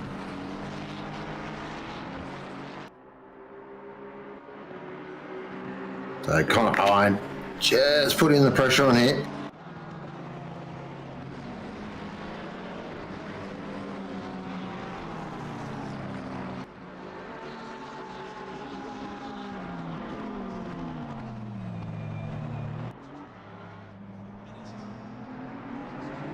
So we're hearing a little bit of technical issues as well with a couple of cars doing that old Kurnos disappearing act. So, well, yep. And just been informed as well that it's the leader. So, yeah, that's going to go down well. So that is lighting up chat there at the moment. So we're getting word that the SG30 is for exceeding track limit warnings with a drive-through already there from the stewarding team. There was no pit lane speeding penalty. Thank you to the one and only Firelord for that. That clears that one up. We better take back our comments about our good friend JC. Yeah, we will actually. Well, until he jumps in the car and has to do a pit stop.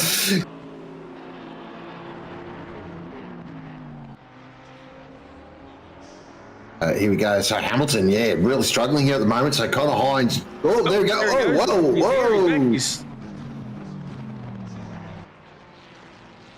Yeah, that's not going to please Connor at all.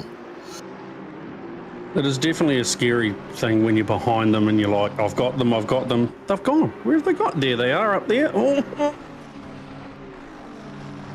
Well, it happened to me at the Nürburgring 12 hour. Ooh, of all places for it to happen. Yeah, I was coming up up to Tiergarten, up towards to finish my lap, and I just had the biggest screen freeze ever, like 10-second screen freeze. And when it came back, I'm in the wall. Yeah. So yeah, that made me feel. I was really impressed with that. Yeah, as you can imagine. And yeah, I called it a day. That was it. I was like, yep, no, you know what?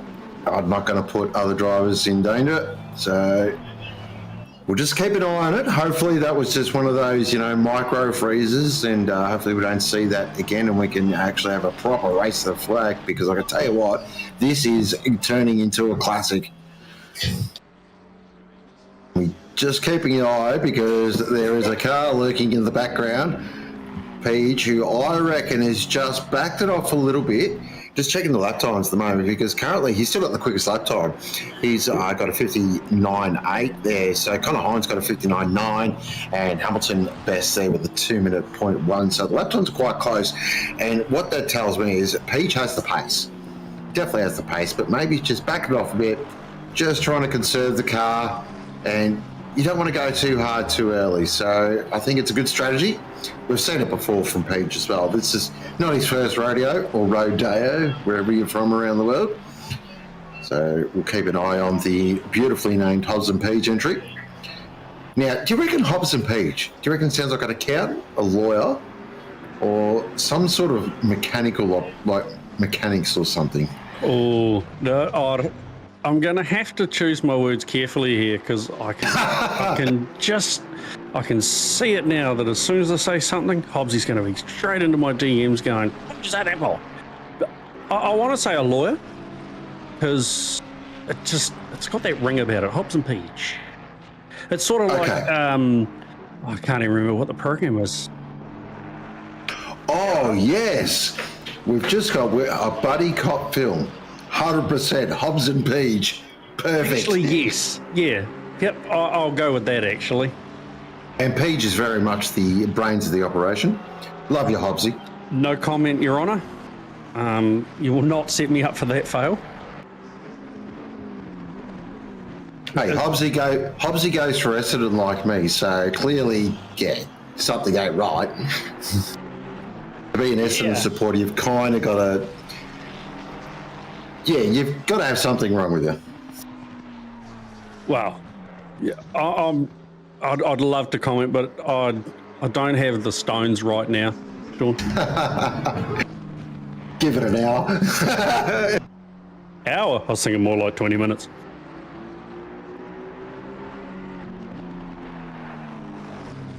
As we've been waffling on, these two are still going at it. These are two drivers that are really driving and showcasing their skill here. This is skill of the highest order. To drive around this track this quickly and to be that close takes an incredible amount of skill and patience and a real understanding of the car you've got underneath you, as well as the 28 picks up a 5-second penalty there. I'm just checking who that is on my little cheat sheet. That is the JDSJS racing entry of Slater McCallick. So I believe that's the KFC Audi, if I'm not mistaken. And here is Jack Miller on 4 wheels. I think he's supposed to be on 2, but anyway. TC off. Well, see, that's a good team name. Straight to the point, we know what they're on about. And at least if they spun out, we know exactly why they spun out. That's it. They've got an inbuilt excuse, really. Yeah, that's actually good thinking on their behalf. I think that's very proactive, and he is working very hard on the back of Pete Viney here. And just to confirm there, have a look at those numbers. That is TC0. See, called it. Yeah, fantastic. Porsche on TC0 though, I'm not going to lie, does take some titanium ones.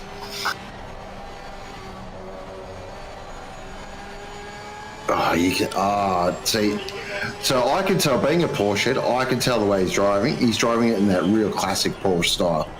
So it's very much break it straight, use the lateral grip of the Porsche, and then use that fantastic power down on the Porsche.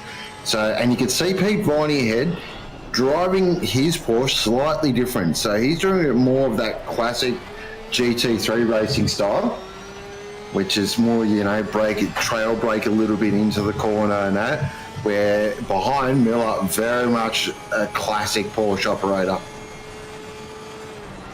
Love watching this guy. I can analyse this stuff all day. Bit of a nerd when it comes to this stuff. I could listen to it all day. That was actually well described. Heading up towards 130. This will be actually, I'm really interested to keep an eye on this. So it is saying TC3, which is a bit of a shame. I was hoping it was TC0. But I do know with the Porsche, if you are brave enough, on pure pace-wise, you can, on a one lap, whack the TC off and you will go quicker. But it's brave. I'm not going to lie. Oh. He held that very well, didn't he? I'm waiting for the TC to go up to 4 now.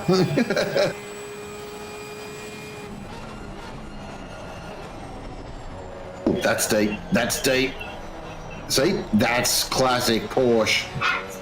So ran it really deep there and squared off turn 1, which is, again, it's another technique you can do as well. It's what I probably love about this track the most. It rewards different ways of going about it. You don't have to drive the lap exactly the same to get pace. Oh, but he better keep an eye on his mirror because that, I believe, is the Kovacs black entry right behind. Hold on to it, hold on to it, hold on to it. Yeah, wow. Wow. What a bit of driving. Well, Jack Miller, sir. That was reminiscent of his namesake that rides on 2 wheels, backed it in MotoGP style, and absolutely slid that through Dinger 1 and Dinger 2. That is maybe not quick, but that is an incredible bit of driving skill. Does get a bit of salt with it though, with the drive-through. I'd be spewing with that. I'd be like, really? Was that for track limits? I believe it was, yeah, for track. That's unfair. How cruel is that?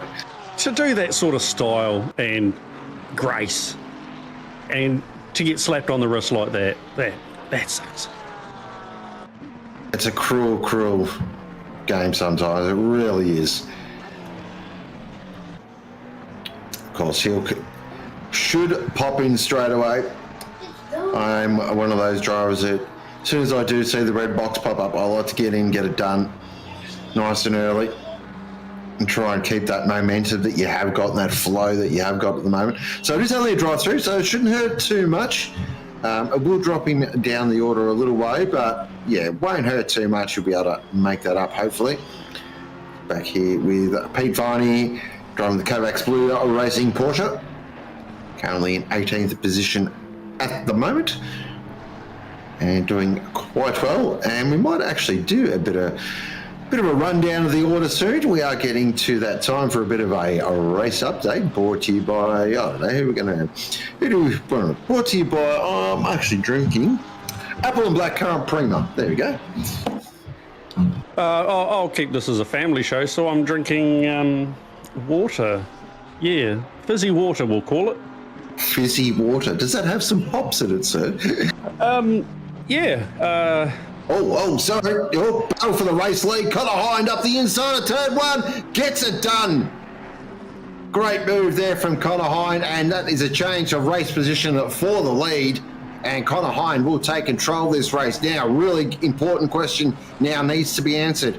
Can Connor Hind scoot away and build a bit of a gap here over Hamilton? And that is going to give Sneakers, I think, a bit of impotence as well. He'll be like, I actually have to get to work now because there is one driver in this field you do not want to scoot away, and that is Connor Hind.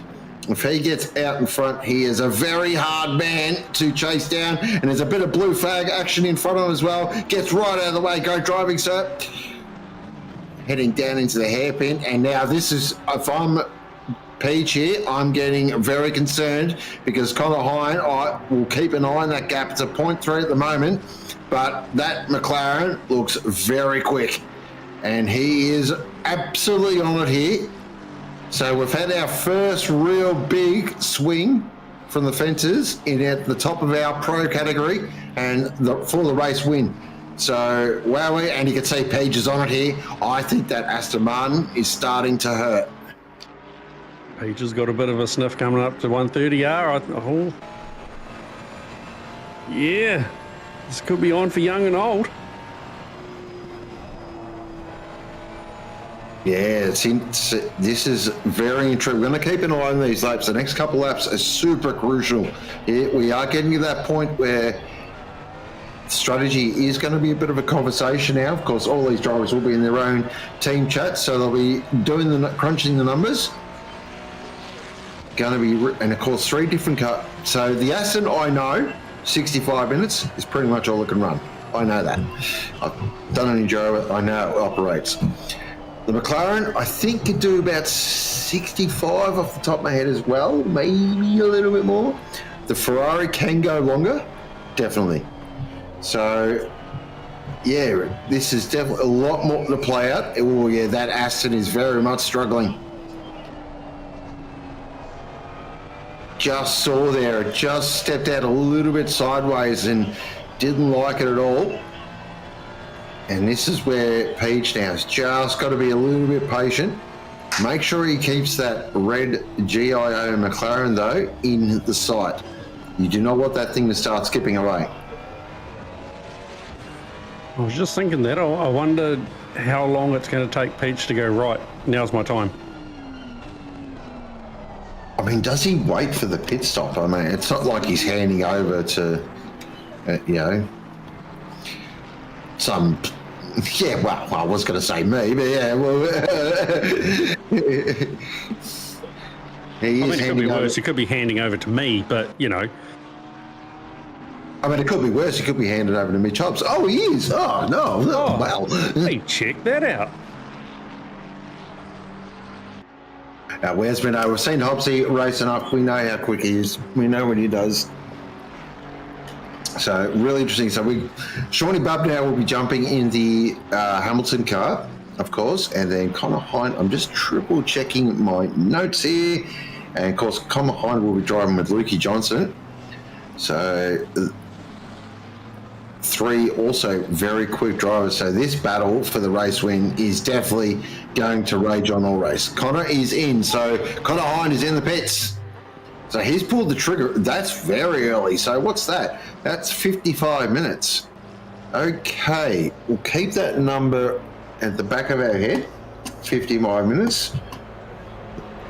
And I'm just going to look at this. I am multitasking like a boss at the moment. Oh, you were doing great. You're just out here doing God's work. Oh. So what I do is I have it just for people that are interested. It's a little bit quiet on track at the moment. I'm constantly typing when I do enduro.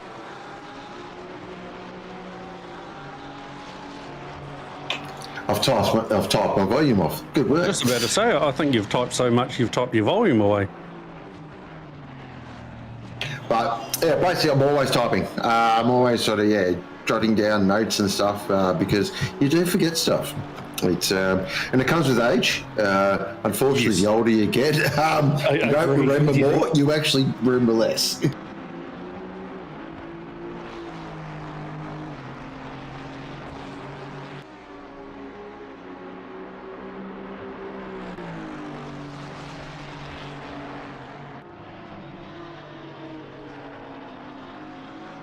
Okay, so Connor Hind was in 55 minutes, and he is handed over to Luca Johnson.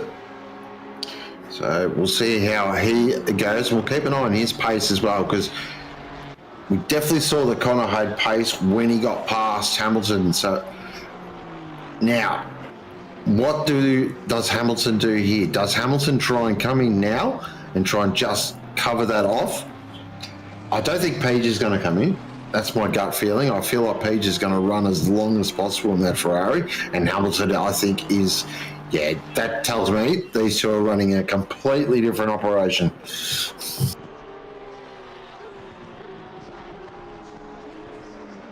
So maybe... I was going to ask, what would your call on the strats be? Would you do maybe 2, maybe 3? It's good, very good question. I think If it's you're in a Porsche, of course. Yeah. Push it out to 1, but Porsche things. So it is a good question. I'd probably go 2-stop. Just my gut. I'd probably go 2. I feel like 3s are too big of a swing. As we've got a battle here between Pete Viney, and up the inside goes Brooker. That was bold. Just went, yep. Oh, we're doing so. Oh, Pete Viney gets a little squirrely on exit, which then Mike Crick gets squirrely on exit. Oh, it's all raging here at the moment, and that is the Now, is that Kovac's black entry? Is that out of sequence? I think it is, because I'm trying to look for it on the timing screen, and I'm not seeing it anywhere. So that's Scotty Rochford. So, yeah, they're laps down. So something's happened there. Oh, moment. So that was Crick that come together there with Brooker. So that was a huge moment. That's allowed Pete Viney to absolutely scoot off into the distance.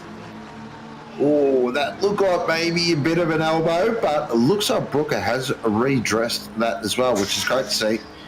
We do like sportsmanship here at OOR. And we'll see Mike Crick get his head down. Another driver that's really improved in the back half of last season, really came on strong. And we did see in a couple of the Enduros, had some really mega sits. So it is great to see Mike still enjoying his sim racing. Of course, all the fantastic video action you do see in OOR and all the great photos and all the good graphics and everything like that. That is this gentleman right here's work. He does amazing work. He does all my liveries that I race with. 1, because I'm just absolutely have no skill, and 2, I just like the way he does liveries. So, and he's a ripping Blake as well. Big lot of time for Mad Mike. I'm looking forward to working with him this year as well, as we try and... How good are his photo drops that he does? Oh, they're incredible. Like from the nerves that we had not that long ago, the big photo drop he did was phenomenal. He does God's work, as they say, and quite humble as well when it comes to stuff. He definitely doesn't blow his own trumpet or anything like that. He knows how good he is. He knows his skill set. And it is great to see. It's one of the great things about OOR is we are very inclusive. Doesn't matter your background, doesn't matter where you're from, doesn't matter your skill set either. And if you can help out in that, we appreciate it, and that's the main thing. And it's good fun. I mean, how's this not fun? I fully agree with you. I think I haven't even done a year in OOR yet, and the amount of friends and yarns like that I've had, and just the camaraderie is phenomenal. Definitely is. It's a great place. And it's kind of my home now. My second home. Yeah, I better say second home, because if I say home, then I'm kind of doing myself a disservice. So. Oh, are you really? Yeah, I know, it's a good point, actually. I live in my own. All right, That's it. Oh, last home now. There we go. All right, we've made the call early on. Oh, Page is in. So our second place car is in, and that is bang on 1 hour. So that confirms a 2-stop for me.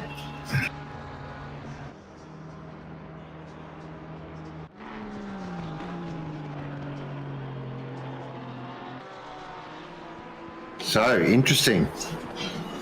I thought Page would run longer there on the Ferrari and try and shorten the back end of the race, but obviously they feel that 1 hour is perfect, so they are splitting the race really at the classic strategy. So we'll keep an eye now on Hamilton and how long he runs. Now, back here with Chris Murphy, who has not stopped. Now, we are expecting P9 as well, so moving up the leaderboard now. Now, we are expecting this car to run extremely long.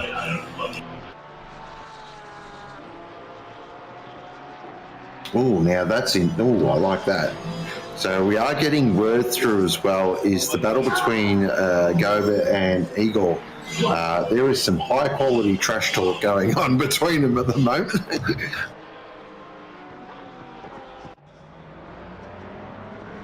And I can see why. Yeah, that sort of makes sense, doesn't it? Oh, to be an ear on that conversation. Oh, that'd be great. Eagle's just got Scotty Rochford there behind. I think he's going to let him pass. Oh, no! Oh, no! What have I said there? What have I done? Oh, now... No, that wasn't Scotty Rochford. No, that was the other McLaren. I'm trying to get the name of that one. Sorry about that, chat. I really do apologise. It is Igor. So Igor, but there was another car behind him, another McLaren. I saw the McLaren, and I'm just wondering if there were. I hope there wasn't, but I'm sure we'll get a replay of that. So that's really hurt Igor though, and that's allowed Go down to really scoot away as Peach has popped out just behind Go Ab there, and Mitchie Hobbs jumps behind the wheel. So we'll keep an eye on that as well, and just sort of where they feed out. Now, where is that all relatively played out? So Lukey Johnson has definitely gained a huge advantage there. That's a massive advantage. So where's that come from? Oh, I'm still sitting here stunned, mate. Like, what just happened? So I'm just going to wait for the timing being to cross and all things to play out, and I'll get a actual gap here. So based on my numbers and what I'm seeing here at the moment it's around a 15-second gap. So what has happened there? Was there damage on that Ferrari?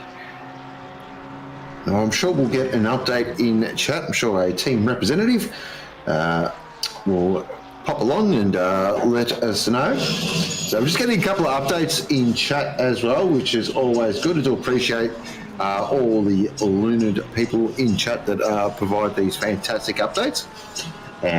So just having a look here. So excellent cover drive there from Cook, P26 to P8, and they got spun around 2 laps ago. Suboptimal. Here we go. Replay of Igor, and that is definitely a blue flag.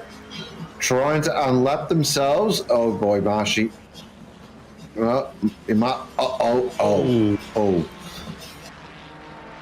So, by the looks of that, clipped the curb, unsettled the car, and poor Igor was an innocent bystander. That, I think, may come with a bit of a slap. I'm sure there were a few choice words thrown around there. Yeah, I'm sure Igor was really impressed.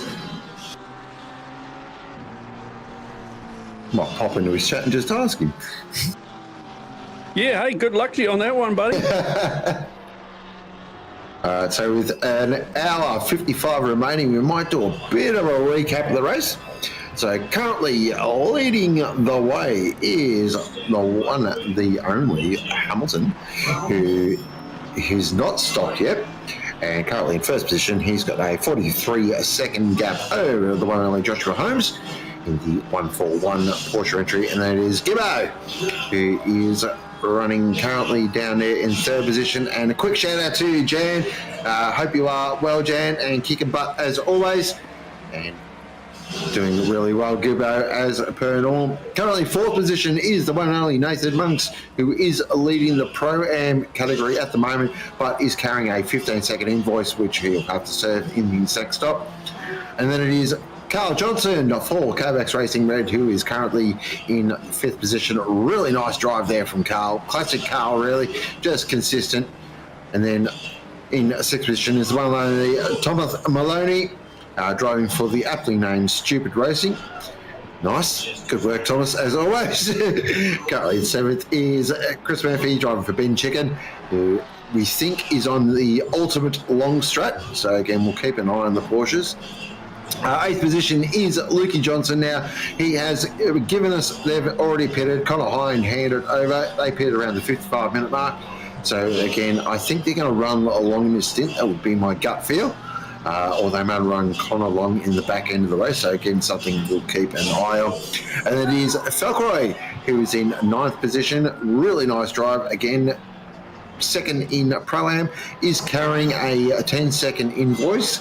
But, of course, There's still a long way to play out, but a really good drive. To be in the 10 in this field is a great effort.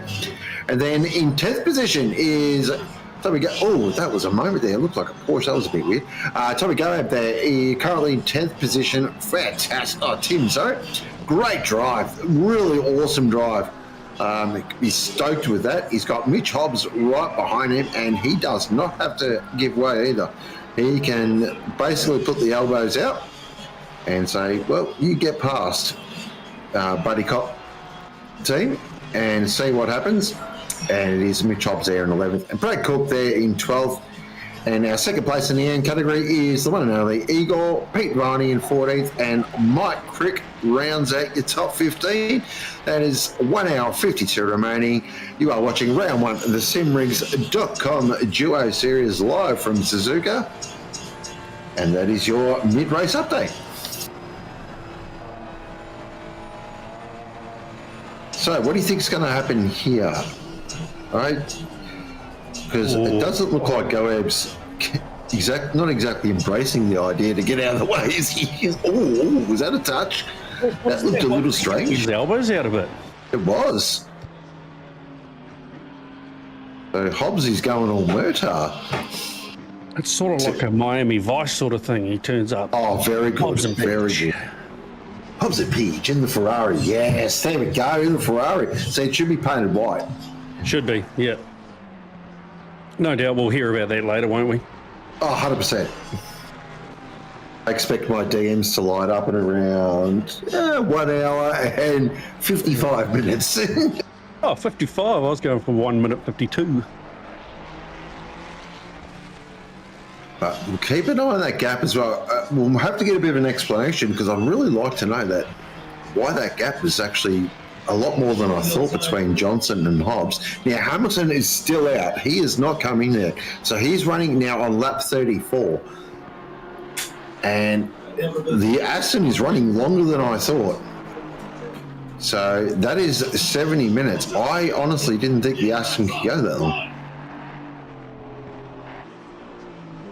We may have not have thought that it could go that long, but here we are, just out here learning things. Yep. Never stop learning, as they say. Shopping mall was packed with bicycles. So a few things are starting to play out here. What we are seeing is the Aston can run pretty long. We are seeing the Porsche strategy now starting to take effect. I think I just saw a drive-through for Marshall. Yeah, well, that one, yeah. Well, That would have been the incident earlier, wouldn't it? Well, it could be your track limit.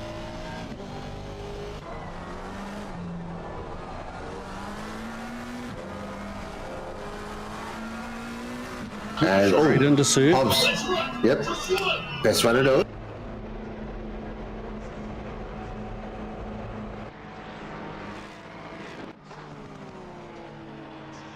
Back with Mitch Hobbs, who now into 10th. And we're keeping an eye on his lap times as well. So that last up there, that was a 2:01.0. I'm sure that was, just winding up. I reckon this up will get a bit more of an indicative sort of race pace, what he can do.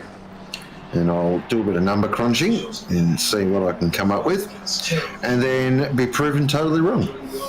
Hey, look, I'm glad that you've taken the hat on doing the number crunching because, numbers are not my forte. Oh, neither am I. I'm going to be perfectly honest. It's 100% an educated guess. Oh, hey, look, as long as you're positive about it and, you keep that going for you. Yeah, exactly. Let's face it, anybody that knows me knows that I do not know numbers. Not good at all. Look, numbers can be overrated, considering I work with them every day, so... Oh, my teachers in school told me I wouldn't make a living looking out the window. I became a truck driver. Very good.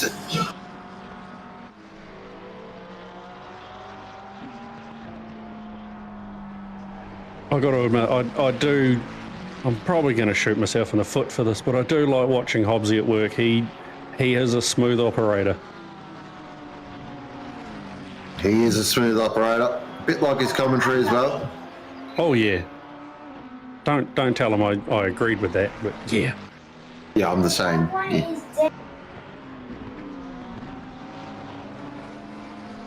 All right, we're back with this battle at the moment. So we got Mike Crick here, who's currently running there in 15th, and he's got Viney and Zuhali there as well. This is a fantastic battle at the moment. Really close, and out of all these three, Zuhali is looking the most racy.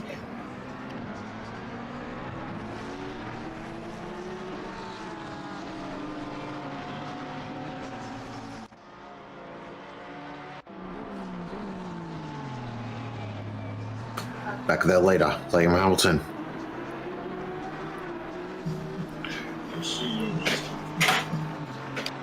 So he goes around again. They must be on a... I don't know how he's doing that. That's a massive effort. So lap 36 in the Aston. Oh, see that Pixel Racer Mustang right out sideways. It's definitely a fun moment when that happens. Oh, a bit wide on that one. So no, he's running map one. It must be just incredibly, very judicial driving. Sure, I'm going to call it. Got to be in this lap. He's gone for the magnanimous call. There is no way the Aston should be doing this long.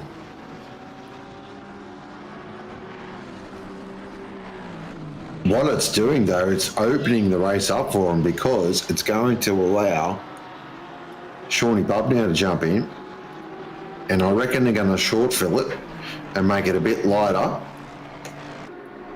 Yeah, that's a good point, isn't it?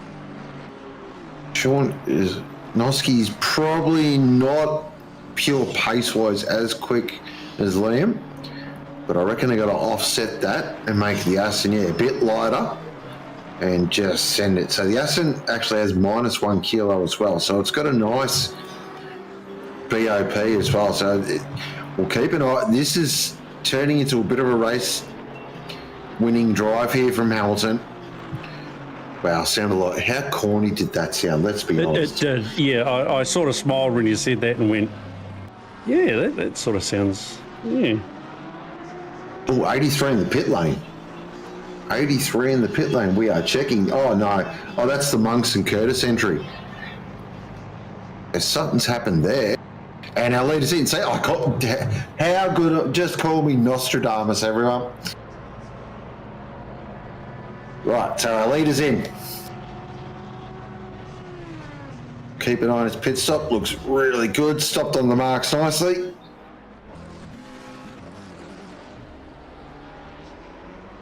And we expect Liam to jump out and hand it over to Shawnee Bubnow, aka Noski, who pretty much in 2024 I had as my most improved driver in OOR. As we've got ourselves a replay here, is Pete Viney. Looks okay, everything looks normal, slight Porsche thing, and that is a beautiful move there up the inside from Mike Crick. Oh, Mad Mike, you crazy man, you. Who's this guy? He's pulling overtakes now. Who does he think he is? Hey, look, funnier things have happened in endurances.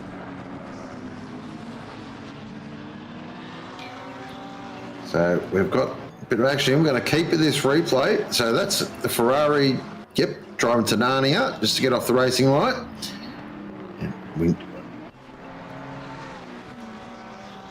So they're heading off down towards the hairpin now. Just having a quick look down. Zuhali looks really racy there on the Alliance Green Audi. There's a gap. Oh, he thought about it. Pulled it back up. Oh, so hang on. Crick's had a bit of an issue. He's run really wide there at the hairpin. Oh. Well, they're going really fast now.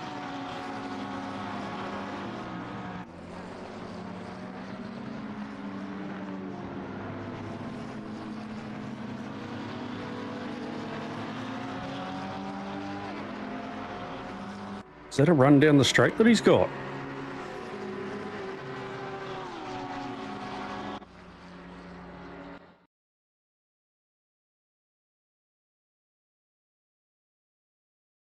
Oh, that's a time for the replay to stop, isn't it?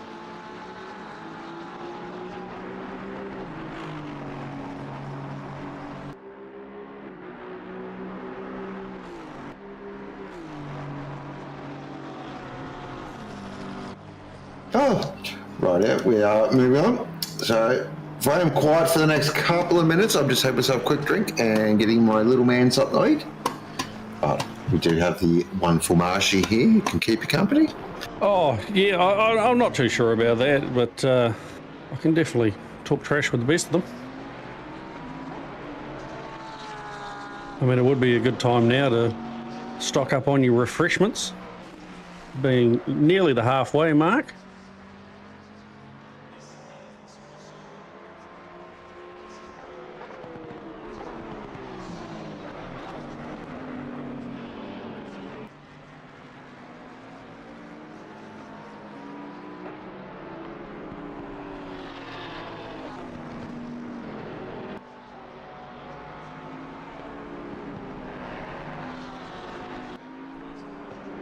I will like to point out right now that that's a half a KA Motorsport car there, and KA Motorsport behind. It's part of my team, so I've got to point that out to everybody in the chat.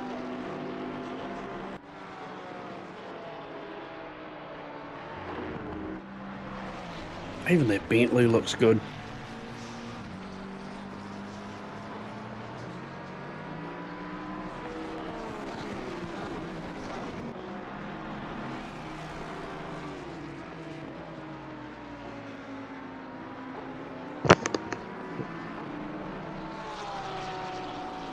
I think I'm live. Just thought I'd jump in with you, Marshy. Hey, welcome. How are, mate? Oh, not bad. Gosh, it's been an action-packed first session, hasn't it? Yeah, a little bit. Sounds like you've had a big day organising and putting things into place. Yeah, busy day. Always a busy day leading up to any sort of enduro event. Getting all the ducks lined up. And let's face it, some days it can be like herding a mob of cats. Yeah, exactly. But hey, we're out here doing it, and as per usual, a beautiful event we've got. I'm just wondering how long these Porsches are going to go for, because Holmesy hasn't been in yet. And the 161 that we've talked about that started from the rear of the field and is up to P5 hasn't been in yet. So yeah, that's going to be interesting to see if they can stretch it. I wonder if they're going to do what Sean said and maybe just go right to the end of the tank of fuel and do the 90 minutes. If they could, well, it will save them a stop over the rest of the field. Can't see, well, based on what was it, Cookie and everyone else that came in. No, it wasn't Cookie. It was Gibbo, and that came in early. Gibbo came just before an hour was up, so they've definitely got another stop, and yeah, and they've got to look out for their time as well. In the cars, they've got 60% is 108 minutes, so they're an hour 48 is how long you can is the maximum you can spend in the car for either of the two drivers. So they've got to keep that in their calculations as well when they're figuring out when they're going to pit. Yeah, that is a good point, actually. It is, and just to cover that point off as well, look who's stayed in the Aston Martin. He has stayed in, hasn't he? So that's really interesting, because he's going to have to come in when there's an hour and 12 minutes left. That's a very light Aston. Just looking at the sector time, or the split sector times now, keep an eye on his lap because I'll get a bit of an indicative pace-wise as well. And we'll sort of see what's going on here because I've got a feeling, 59.4, Hamilton's on it here. I don't want to sound corny, but I am going to sound corny. He's been told by Noski, it's hammer time. I thought you were going to rip out a... He's been told by Toto. Oh, sorry. No, I was going to go somewhere else, but I thought, no, I won't.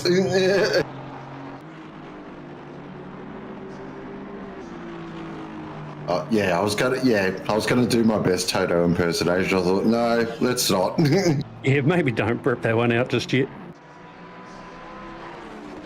So this is intriguing, though. This really has opened it up. Now there is a lot of permutations that can roll out here because what this has done is now, what we know now, this is going to be a very short stint from Hamilton. That we know. Take a penalty there for Pete Finey. That is unfortunate on lap 39. I think we caught a bit of that. So that is a bit of a shame for the Kovacs racing entry. So look at that gap down to Holmes. Look, he's chopped nearly a second and a half out of that. Hamilton is absolutely flying here. Now this is where these Porsche drivers have just got to hold their nerve a little bit. They know the race will come to them.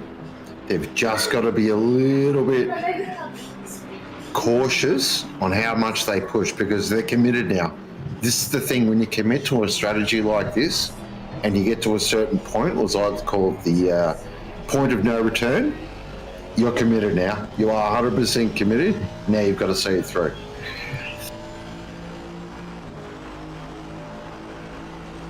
Check out this lapping from Hamilton. Yeah, he's popping in 59s for fun now.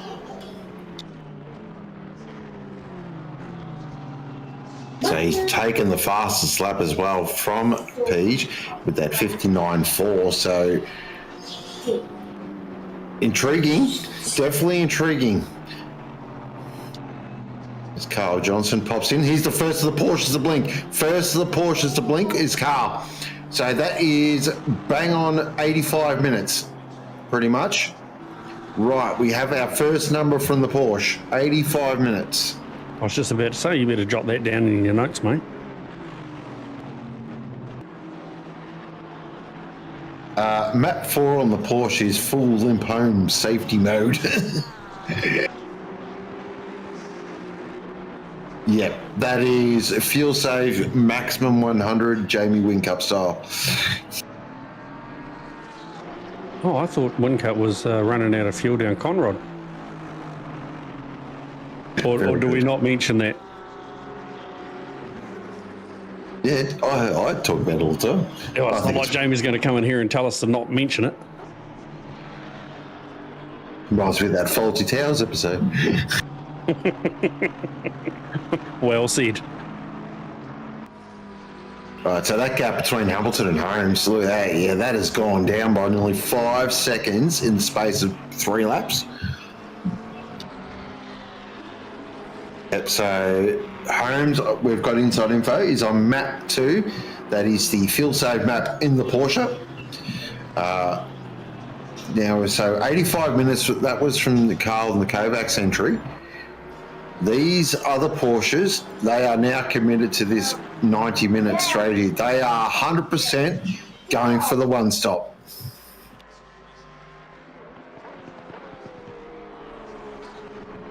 So the way it all should play out is, by my calculations, we're going to have a situation where at the back end of this race, we're going to have the Porsches in front of these other cars that have two-stopped, but these two-stoppers are going to have much, much friendlier, happier cars. So this is turning into a bit of a rips and order here. The Duo Series, this is why it is so popular. It just produces races like this. And Brad Cook is in. Brad Cook's in. So that, yeah. So that is, what's that? Quick maths, 87 minutes. around that mark. So very interesting. Now that Brad's had some moments. It looks a pretty average, actually. Yeah, that's a bit of a second-hand look at Porsche, to be honest with you.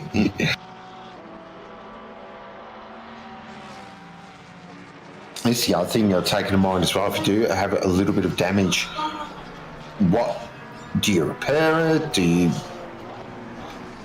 you try and drive around it? You know, it depends how bad it is.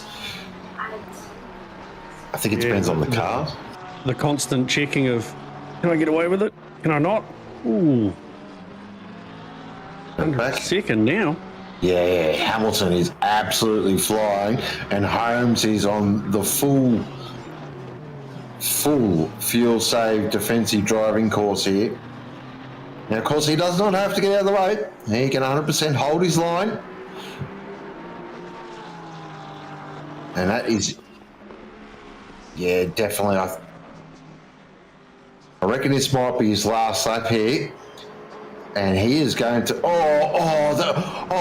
geez. That could have got interesting very quickly. Very well done, Brad Cook. Is that Cookie? Might be, yeah, they have swapped, so that is his teammate. I will get you a name.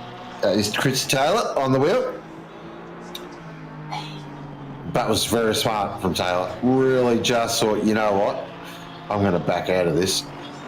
Because, yeah, that could have got real ugly. And Holmes, you can see, just look at that car. That is a car that is being driven on its absolute tippy toes and being nursed. I'm not going to lie, that's how I drive the Porsche. Yeah, look, that's probably making it full tilt, but... Well, yeah, I didn't want to say that.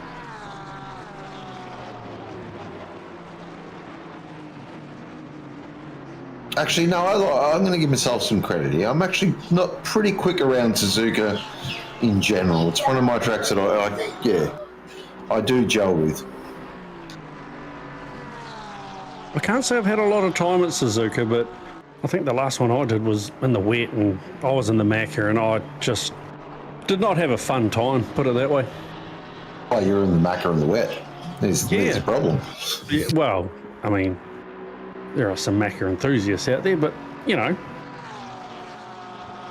it was definitely interesting coming up around 130R full tilt. Yeah, 130R at the best of times is a scary corner. When it's pissing down rain, yeah, no thanks. So let's see if Holmes pops in this lap, and he does. So that is pretty much bang on 90 minutes. So there we go. Now, Murphy, the 161. Viney is in as well. So we'll wait for the 161. Oh, look, I'm going to 161-ish, and we have ticked over one. We have literally got half the race to go. And we have an intriguing one on our hands, ladies and gentlemen. He's in. So the 161 is in. Lunchy's in. Good stint. Really good stint. Back of the field. Great drive. Here come all the Porsches. So Maloney's in. So the law firm of Holmes, Murphy and Maloney. Now that's a law firm. That does sound really official, actually, doesn't it?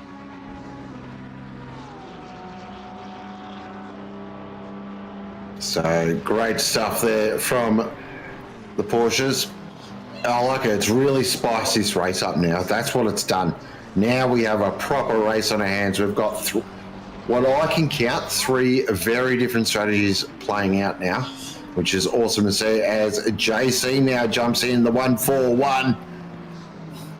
JC in a Porsche. See, all things in the world are aligning.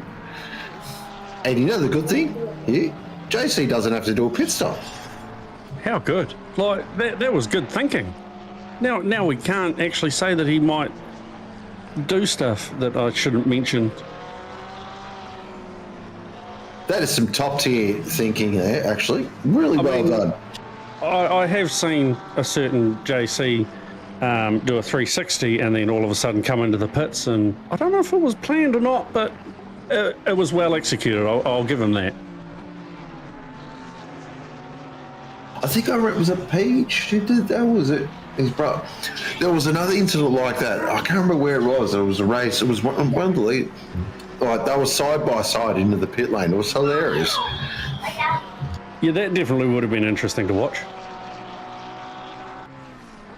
Oh, as Crick has picked up a 15-second penalty there in the 23 entry.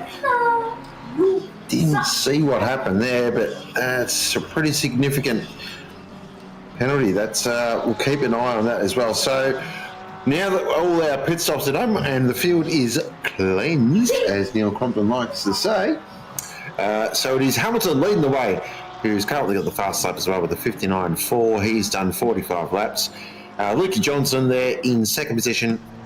Mitchy Hobbs there in third. Zuhali, fantastic drive in fourth position.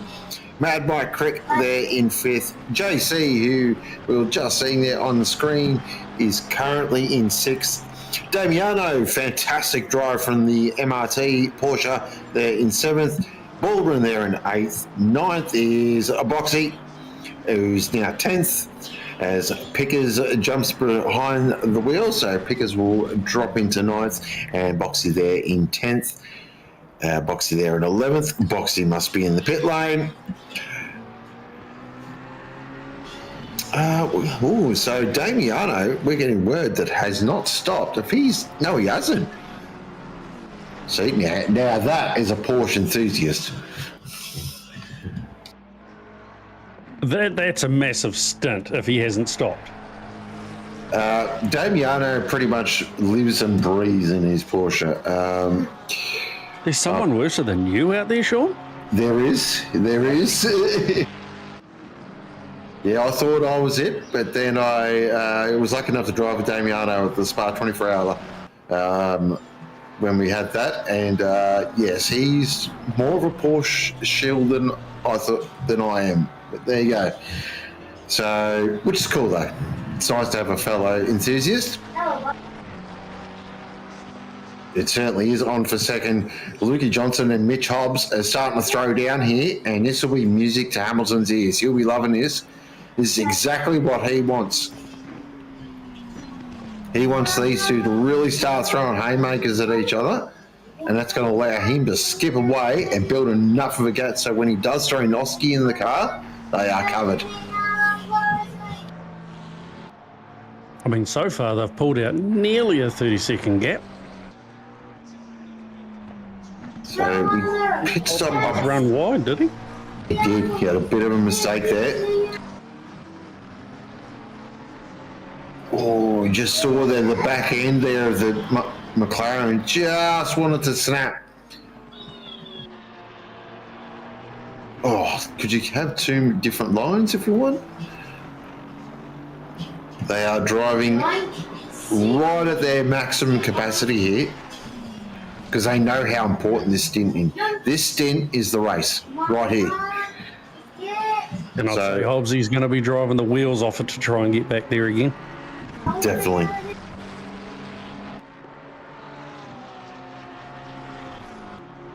All right, so we have an hour 24 remaining. Round one of the Simrigs.com OOR Duo Series from the beautiful Suzuka. Of course, in the Maya Prefect in Japan, a lovely part of the world. Of course, truck is owned by the Honda Corporation.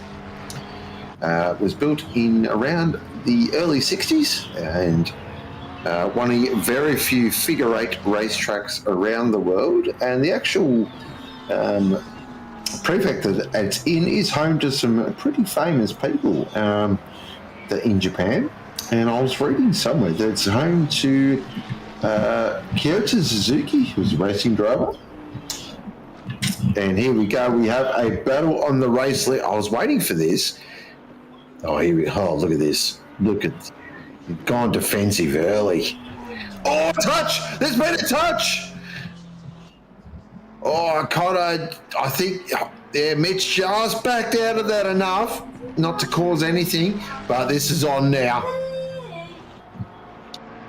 We thought this was going to be all nice and, no, it is on. The gloves are off.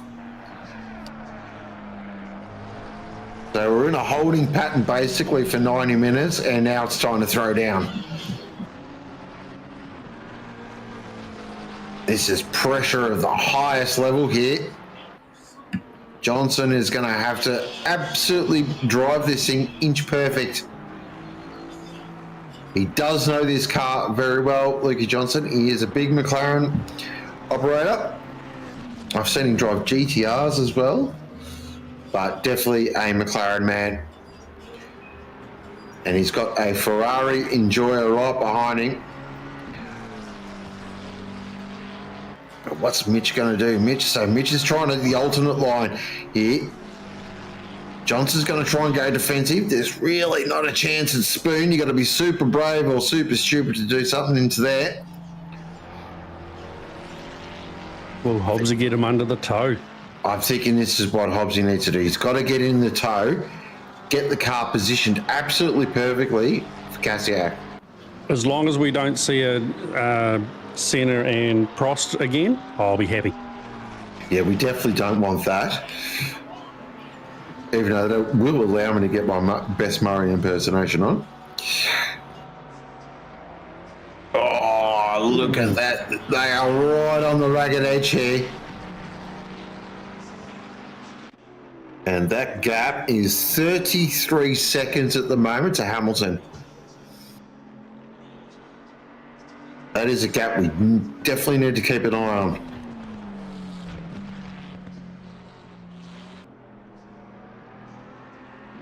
So to put it in terms that maybe some not full-on motorsport enjoyers would understand is Hamilton out in front is basically doing the Schumacher strut, which is drive the bloody wheels off it. Johnson and Hobbs here are sort of doing a bit of a, I would say, probably a Kimi Räikkönen style strut. So pretty quick, but not driving the full wheels off it. And then, of course, all the Porsches are doing the Alain Prost strut, also known as the Professor strut, and also known as the Big Brain strut. Where would we be without you without these little tidbits? I know. Look, to be perfectly honest, let's be honest here. Sometimes in Enduros, you've just got to talk a bit of shit. Hey, look, and I don't know about anybody else in chat or, over on Twitch, but I'm here for it. I really, really am. Exactly. No point, if you can't have fun. Exactly. I mean, that's what we do it for, isn't it? Exactly right. There's what point here, though, if you're Mitch Hobbs, that you start to get a little shirty, a little frustrated, a little hot under the collar. Yeah, and I can just imagine what's going through Hobbsy's head. Just yeah, look, there'd be some words, definitely, because you could just tell by the attitude of the car, he's got a little bit more pace than Johnson at the moment. He's just able to position it a little bit better. Here we go. Right under his bumper. Yep, he's going to have another crack here in a turn one. Johnson forces him to the outside. That is as wide as you want to go. Is Mitch going to have enough for an undercut? No, he's not. So Johnson survives another turn one opportunity. Now it'll pretty much be one line through here all the way, probably after the hairpin. And Mitch is not letting him get away this time. He's on him. He's very much on him. He wants to get past because he knows that the more that these two battle, the more that Hamilton skips away. Oh, that is as close as you want to be.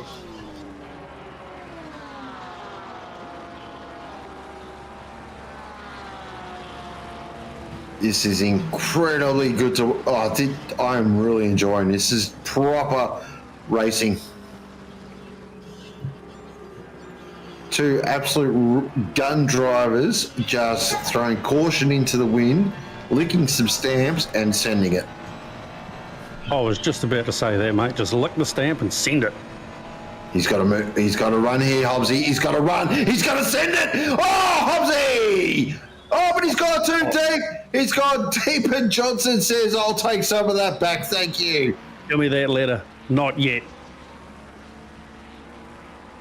But Hobbs, has he showed his hand? The exit, though, was... Look at the run he's got into 130R. This is at 240 kilometres an hour. Oh, Hobbsy just runs it way wide. Absolutely no chance of hitting an apex there. It's just kicked off now. We said how long until Hobbsy gets a little bit hot under the collar? Well, our question was answered.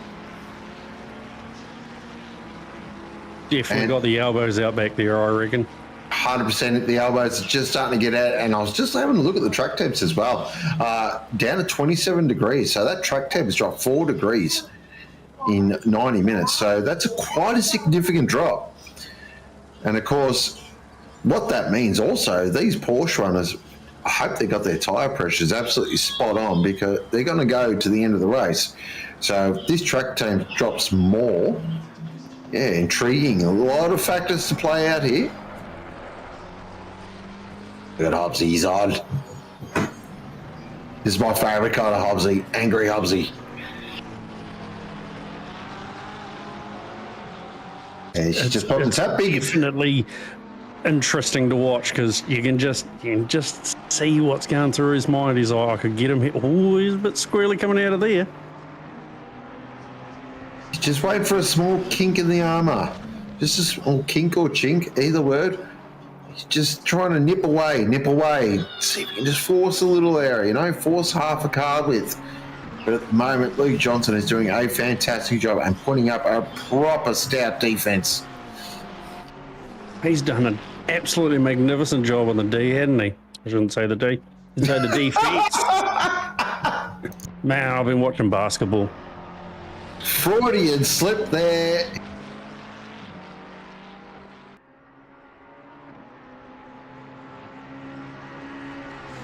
Yep, definitely. That is not a highlight reel for anybody, thanks.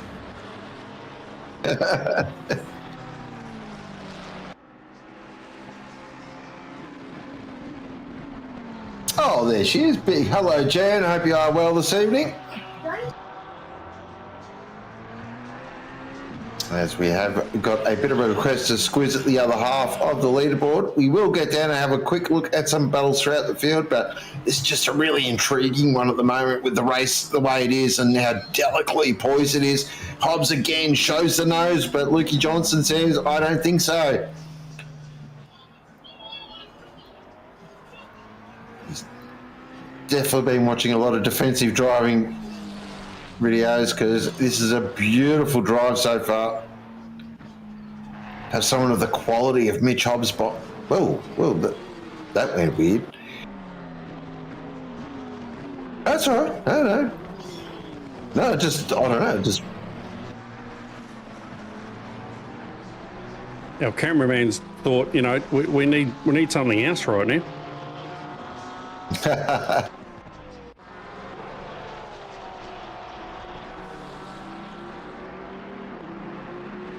That's all right. We got our AMP class lead on screen at the moment. That's here, John Gormley.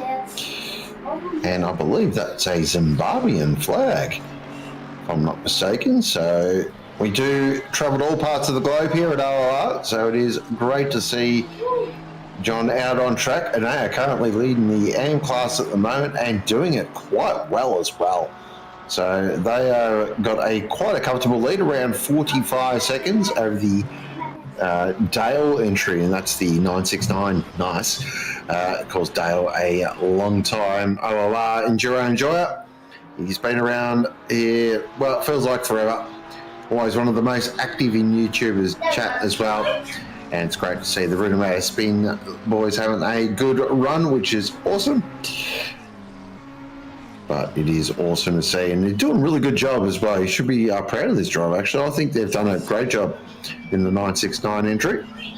And of course, in third position there in the AM class is Miller, who is down there in 22nd overall, and another very good drive. And then we've got a bit of a interesting sort of mid-pack there as well. Pro-ams. I've got Chalmers, Adenake, Rochford, and Georgie Cook, who is in a Ferrari. He'll be hating that at the moment, considering he is the world's most obsessed McLaren lover. Yeah, a lot to play out here, and there's still a lot to play out. There's still a lot of things that need to happen before we get a real understanding of how this race is going to finish. Here is the car, though, I thought would be a little bit further up. Not much further, but a little bit further up is the 79 entry of Maloney and Keys, who's currently running down there in 8th position overall at the moment, and they're currently 5th on the voting pro. And they ran quite long. They were one of the 90-minute runners. Just sort of with the pace that Maloney normally shows, they'd be a little bit higher up, but now we're about to see the true pace of this car, because the kid, as he's known, widely regarded as one of the absolute top end of town pace-wise in our very quick operator. And we're going to see if he can start to make his way through the leaderboard and start chomping away at some of this lead that Hamilton, Johnson and Hobbs are going to be able to build. But of course, they are with the pit stop, where these Porsche drivers are run and done. They are driving now to the end. So really interesting. Let's play out. And we have got an hour and 10 minutes remaining in the round one of the Simrigs.com OOR Duet series, or the Duets, as I'm going to call from now. Oh, the Duets. I was just going to say, I have seen a certain Mr. Keys blow his engine up at the end of quali and then start at the back of the grid because of whatever reason and finish P2 in a race. I think it was Watkins Glen. And I sat there with my jaw on the floor, drooling profusely, going, how was that possible? Yeah. Oh, what's happened here? Oh, Hamilton's in. Hamilton in. Our leader is in. Hamilton is in. Big stop. Huge stop of the race here. So Shawnee Bub now will jump behind the wheel. This is crucial now. This is the race. Because Nos can get himself out in absolute clear air, and he has. Huge. Massive, massive part of the race now. Clear air, clear track. He can get his head down and just pump out laps. It is on. This race is on. We'll keep an eye on that gap as well between Hobbs, Johnson and Bub now, because that is the crucial gap of the race. And more importantly, Bub now has covered off all the Porsches. I think we've got a race in 3, gentlemen.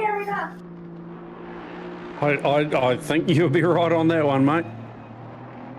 Okay, so that gap between Hobbs and Bub now, I'm just going to do some quick automations, is 21.5 seconds as we speak. So that is the important gap. That is the gap we need to keep an eye on, because Bub now will go to the end now. He will absolutely drive this with an inch of its life and not push that inch. Where Hobbs and Johnson, they still owe us a pit stop, but they're going to maybe swap drivers. We don't know if they're swapping drivers. We don't know that part of it. But they're going to have a pretty light car towards the end. This is all playing out beautifully. And just a quick shout out to the 141 as well. JC in 4th position. That's a great drive. Maybe a sneaky chance of a podium as well if the top 3 have some issues.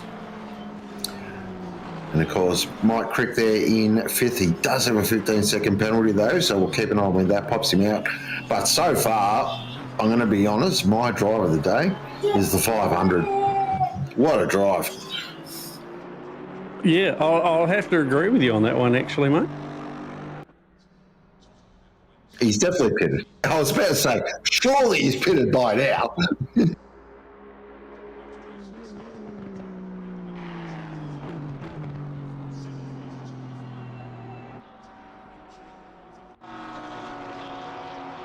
Here he is, Damiano. I mean, this...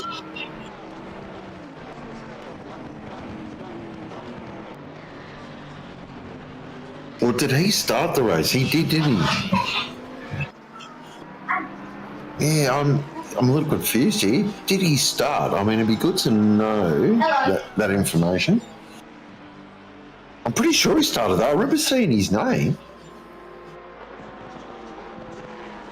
I'd love to chime in and say, yeah, no, he did, or no, he didn't, but no, I can't even remember now.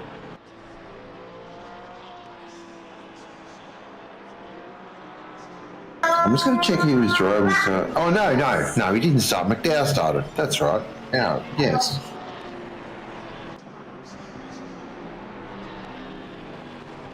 So this is on pure pace. So this is a mega drive. Brought to you by Sega. Here all week, guys. Thank you. So really nice drive from the Porsche guys. MRT 500 entry.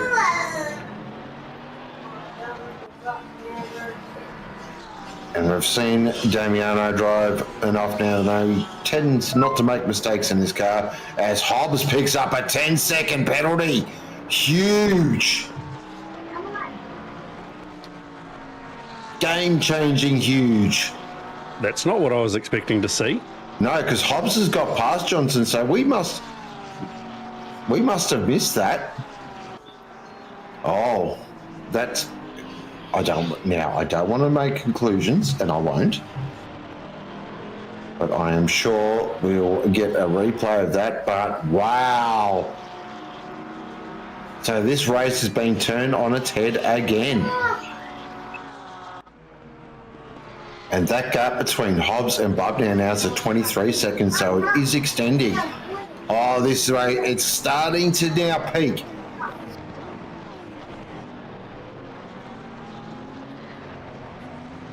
So it was simmer? Yeah, we'll go with simmer. Yeah. Was simmering away. And now the heat's just been turned up, and now we're at a rolling boil. Oh, I love the cooking facts. Absolutely love it.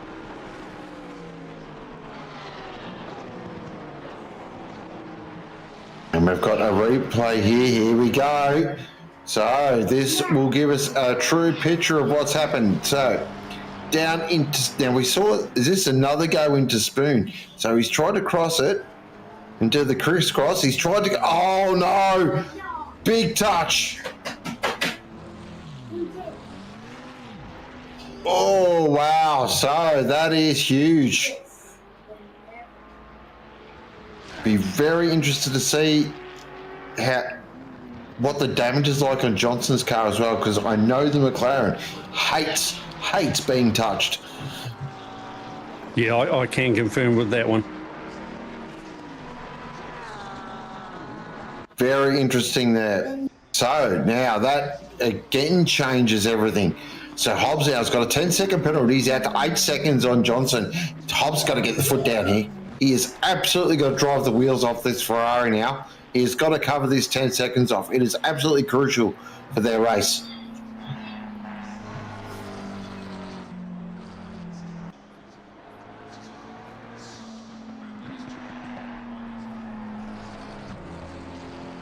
Now, what does Johnson do? Does Johnson just go, you know what, I've just got to keep a bit calm here? Such a hard thing to do as well. You're steamed up, you're full of adrenaline. Yeah, and then you wonder, do I just chase him and hunt him down, or do I just hold within that 10 seconds, or... The gap's definitely extending.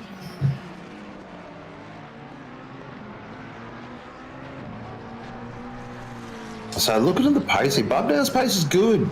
It's good. So it's up there was a 2:02.2, so really good solid pace. That's front running pace. And he's definitely quicker than most of the cars around him. The only sort of exception to that rule is Lucas Keys there at the moment, so he just popped in a 2:01.097, which is getting into Hollywood territory. I reckon we're going to see a lot quicker times from Lucas. I reckon he's got a lot more pace than that. Well, the thing with Lucas as well is he'll get to that number And basically what he'll do, he's one of those drivers who'll go, yep, okay, I can run this number now, and then just get into metronome mode and just go, yep. It's kind of boring to watch, I'm not going to lie, but it is extremely effective. It may be boring to watch, but it can be a thing of beauty as well. It is a thing of beauty. I mean, I'm more of a JC enjoyer, sideways, and that's my kind of jam. He's a one-man entertainment machine. He definitely is. And I mean, if anybody's watched his streams, he's, definitely entertaining to watch. Both on the track and in his own streams. And he is a fellow Essendon lover as well, so... I mean, what more can you ask for? Exactly. So is Mitchy Hobbs. He's a Bombers supporter. And also Chrissy Taylor is a Essendon supporter. We have a little Discord going, the four of us, where we talk all things Essendon. Let's be honest, it's really a support group.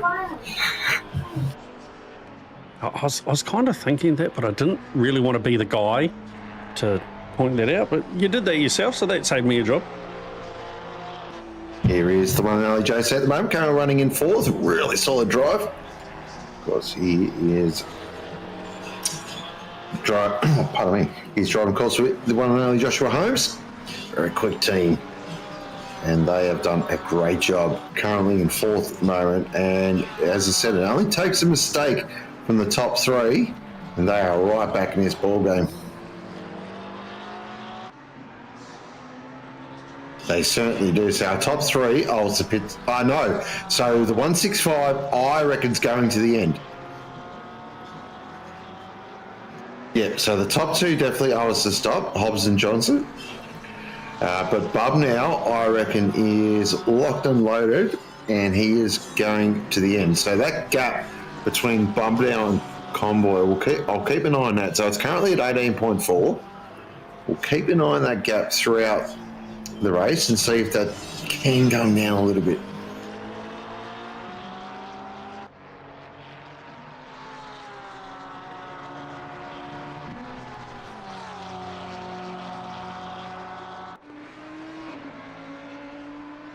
No.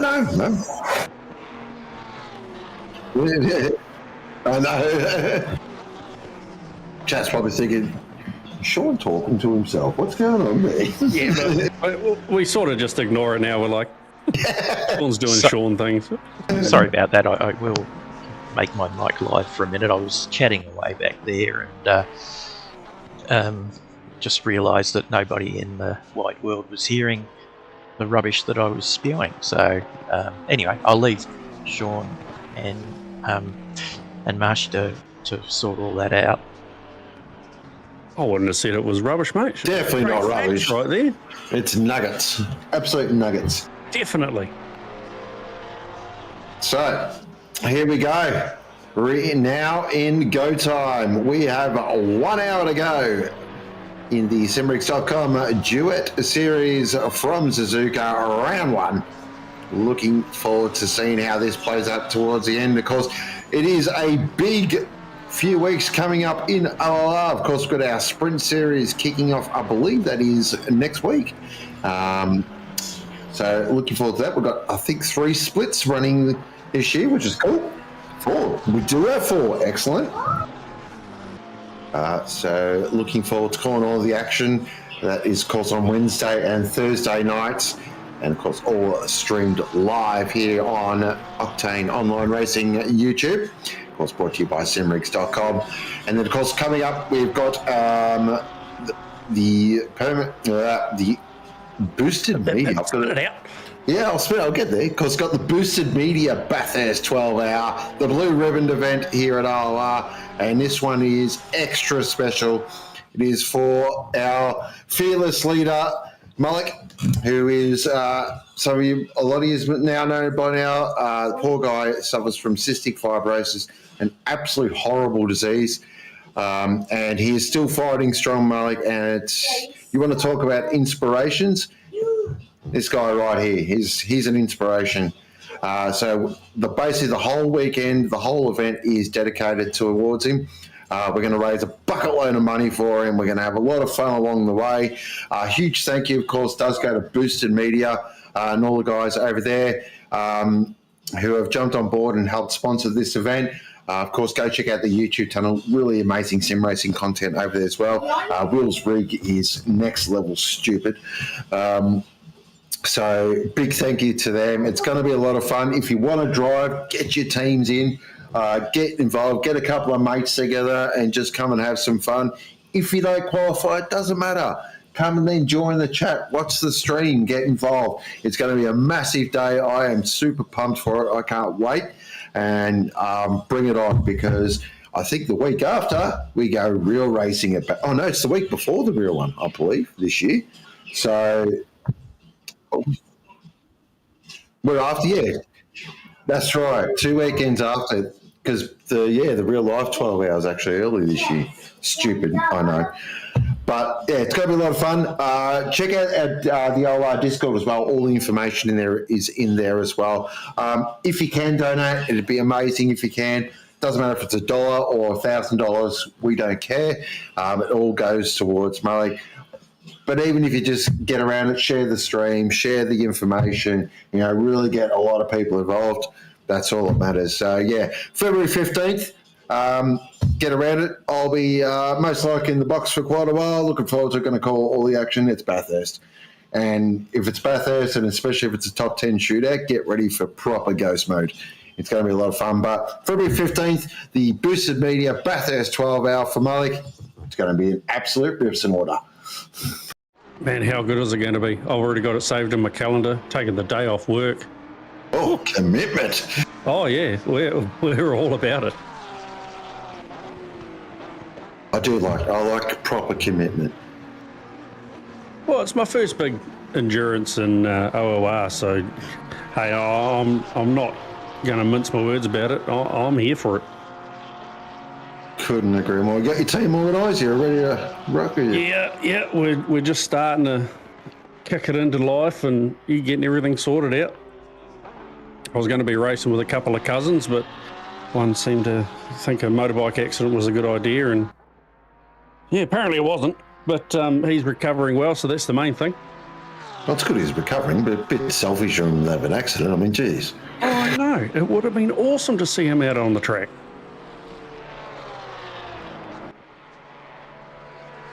So, of course, other things coming along. We've got the Le Mans Ultimate Series as well.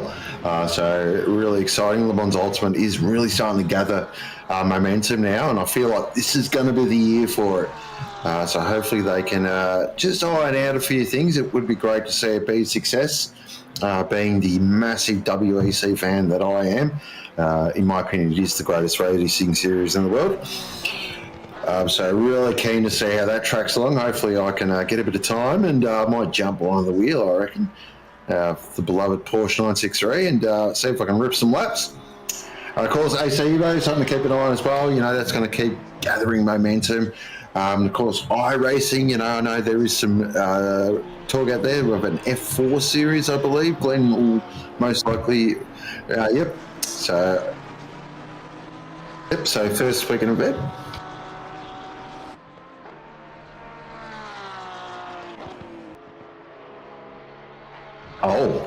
Oh, now you're up. Now you're starting to cook. Now we're talking.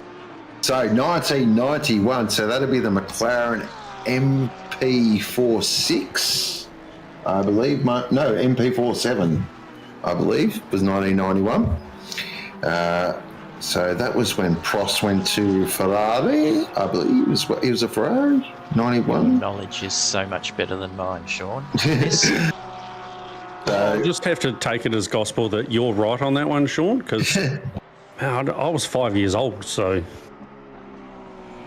Classic era of cars, though. It's back when the Ferraris had the V12s. A lot of them were still manual as well. I think the Ferrari was the only semi-auto at that stage, so... and you had to properly drive them. They were proper race cars, so that'll be exciting to watch. Looking forward to that. And they sound amazing. Oh, yes, they do.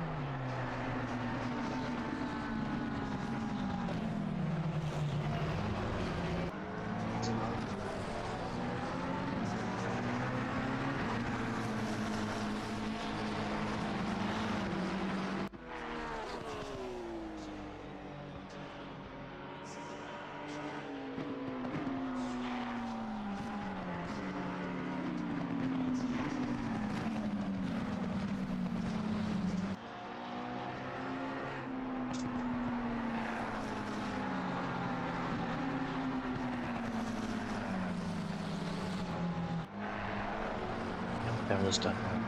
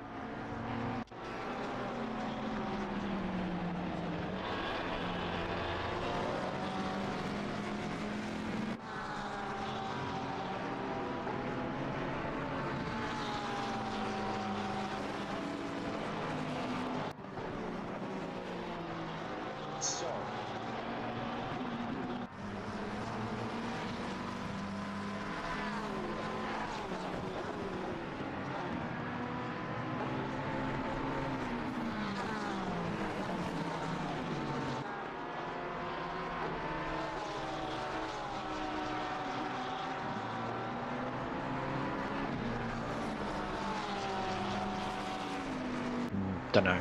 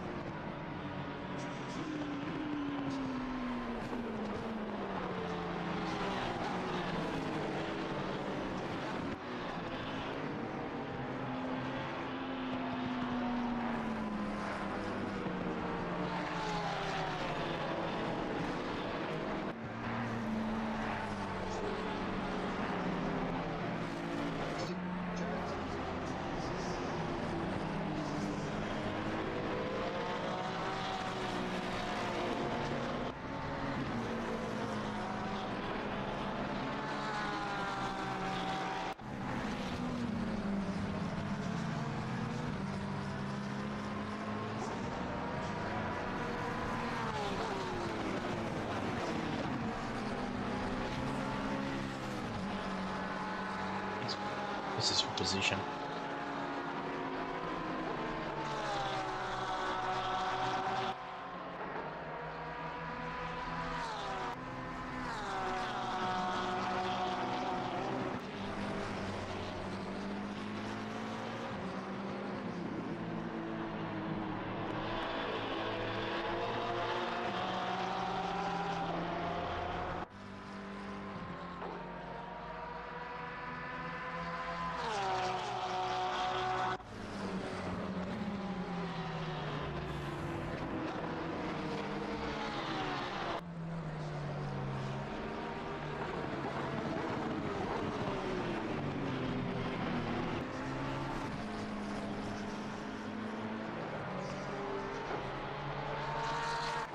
Oh. What?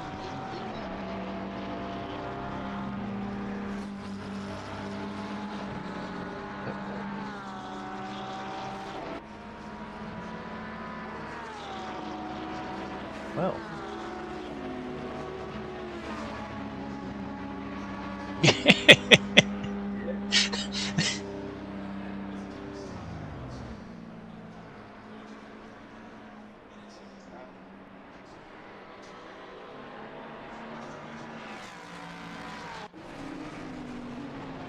We just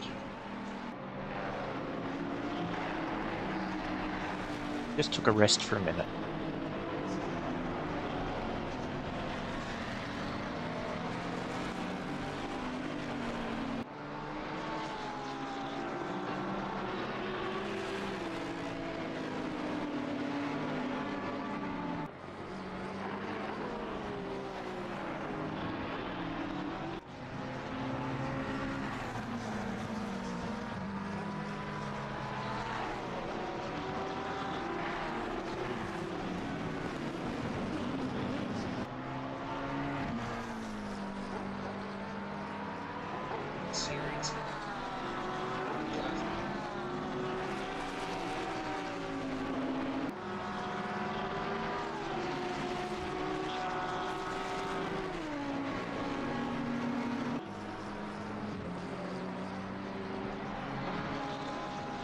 Nice to see the boat being represented.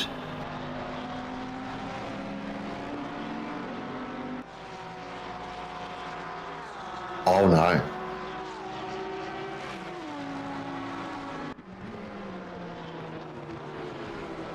Oh, that was... Yeah, your industrious broadcaster accidentally hit the wrong button and muted the Discord boys for a minute, so I apologise for that, guys. I just looked Here at... we are commentating our hearts out, and you just didn't want us to be heard. Looked at my sound levels and went, yeah, that's all right, until I took a closer look and realised I'd made a mess of it. Sorry about that, Jan. We are back there. Oh, it's Ben Curtis just ran a little wide there, bit of a moment, but that's all right. Hopefully gather it back up. And this is the thing with Suzuka as well. We get to this time of the evening and the sun actually goes down really quickly here. So 40 minutes remaining. We probably won't go dark, but we definitely, the lights will be turned on just to take effect.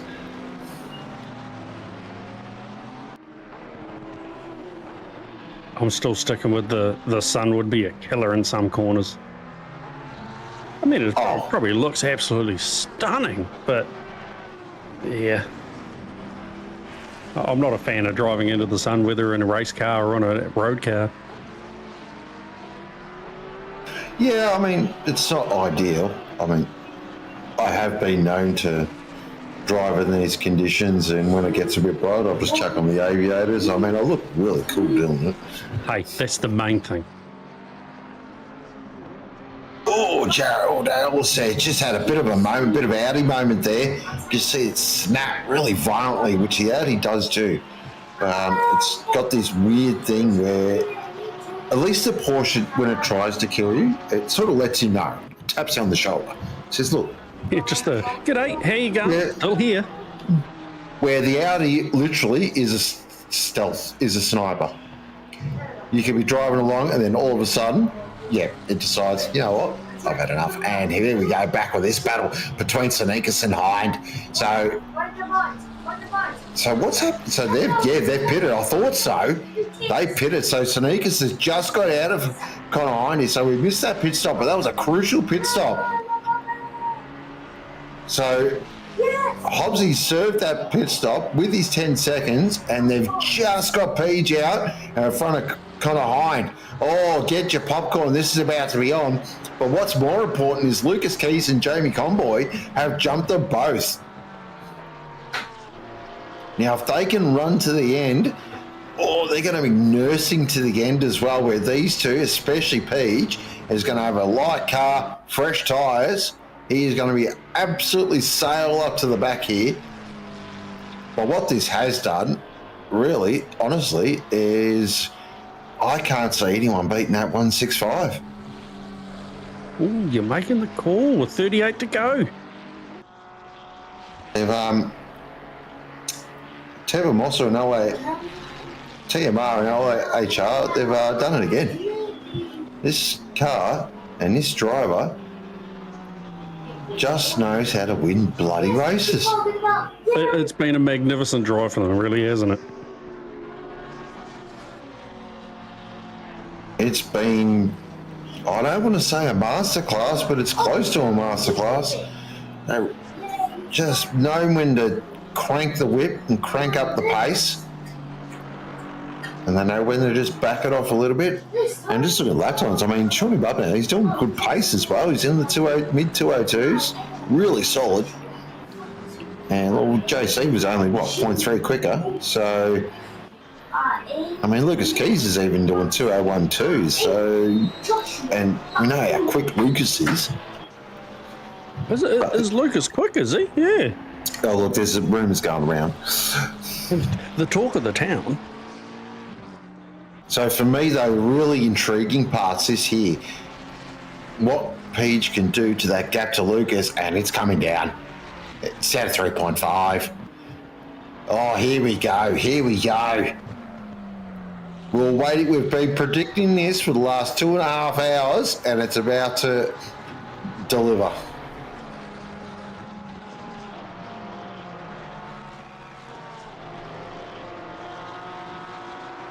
So we've got Lucas gaining on JC, and then we've got Paige gaining on Lucas. Fascinating. The 161 from the back of the field is now up to 6th position. Huge drive. Mega drive.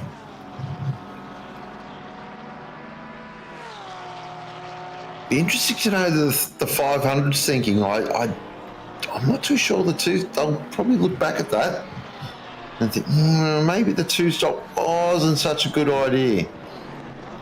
Because if they were sticking with the 1-stop, they were in prime Pro-Am position there, but they've just dropped now down in the 4th in Pro-Am. But in saying that, McDowell's going to have a pretty quick car underneath him. He's a very quick driver. And they've got Nippers up the road. I don't think they can catch him. No, Nippers, as we know, has been super quick all day. But really, it's the 420 of Spence at the moment that is leading the way in Pro-Am.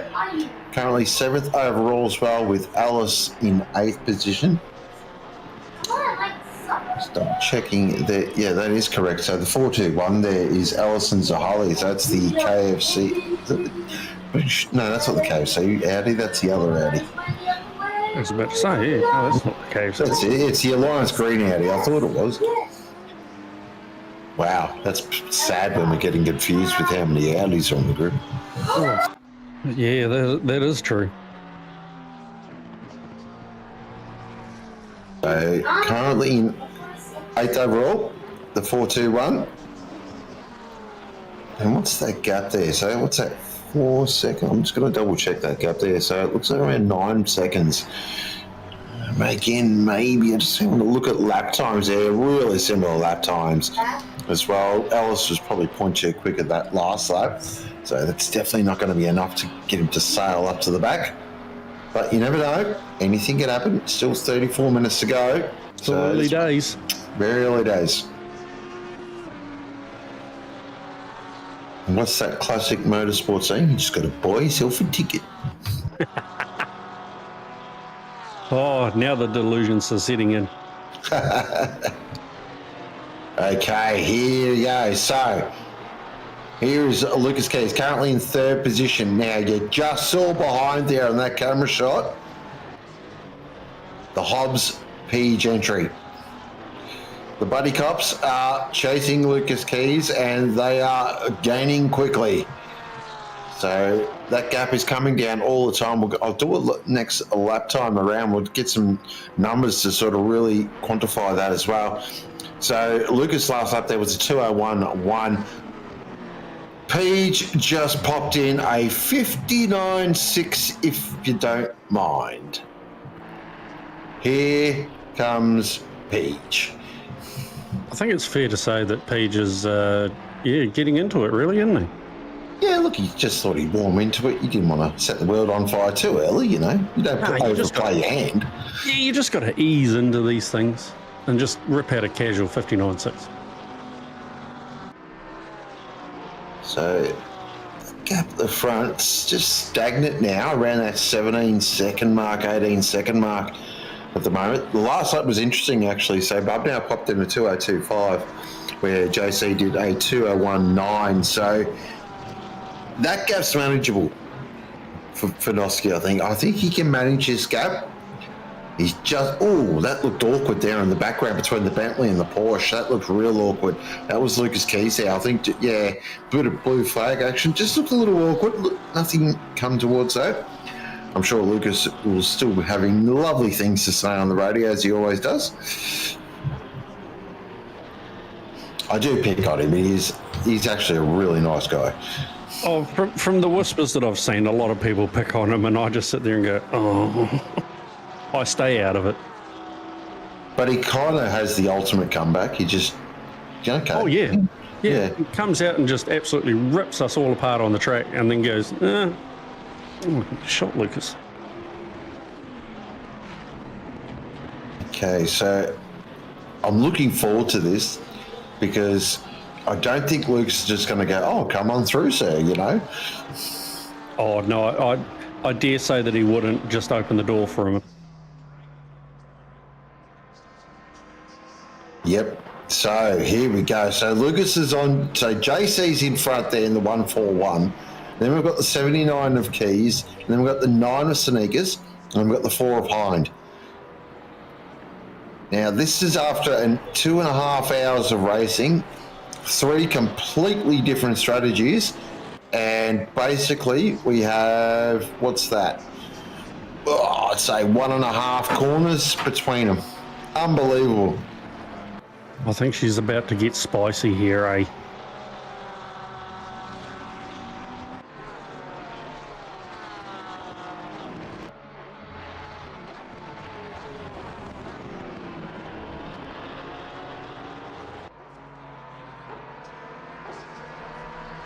Page getting a little bit sideways. Don't think it's going to take much effect.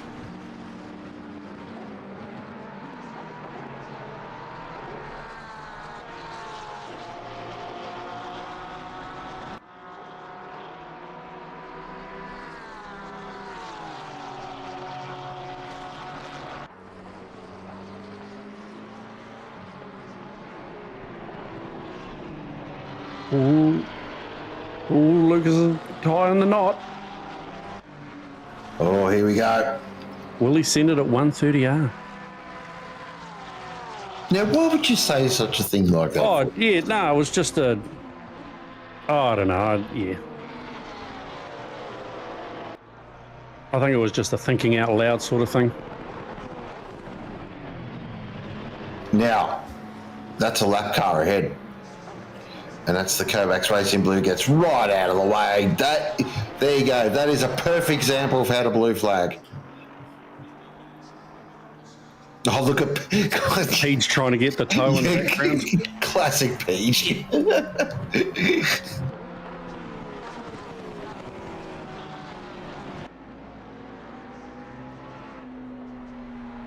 All right, here we go. So it's on now. There's no gap anymore. It's a visual gap. Yeah, you know, JC, he's going to try everything to hold on to this. The span. Oh, this is interesting. So Lucas has got to be super careful here. I know he wants to get this move done at the best spot where he can get the most advantage over Peach. But the big question is, Peach has a way better car underneath him and pure pace on these two in front. So they've just got to be a little bit careful. The biggest thing they've got to be careful if they try and get too cute here, there is a red McLaren who is behind but can sail up to the back very quickly. You'd want to be just sitting there watching, wouldn't you? Just picking up the scraps if anything happened. Oh, 100%. It's the best way to race.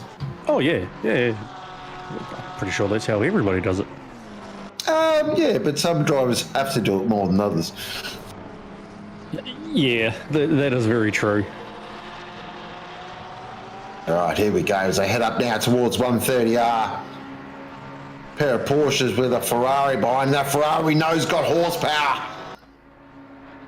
It's got horsepower. They're going to go to 130R. Page is not even going to give Lucas a chance to fire back. Gets that done. That's a fantastic move. Oh, but Lucas, he had a bit of a go. Page with the super. Oh, no, he's got his breaker marker all wrong.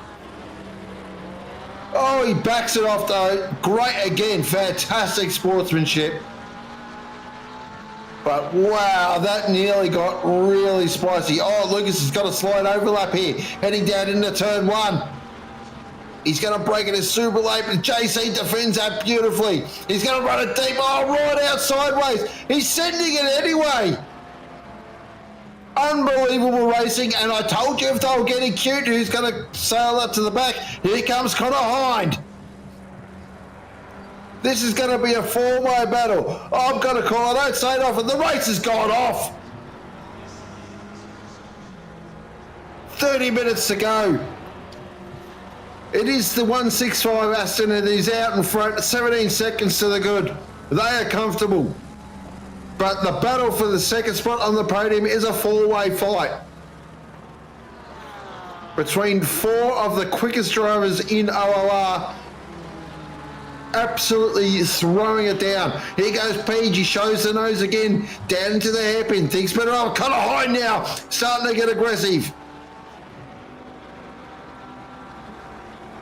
Oh, if this doesn't get you excited, nothing will. Whew. Taking a break. Wowee. Hey, take a breath there, Sean. Jeez, you're doing a good job.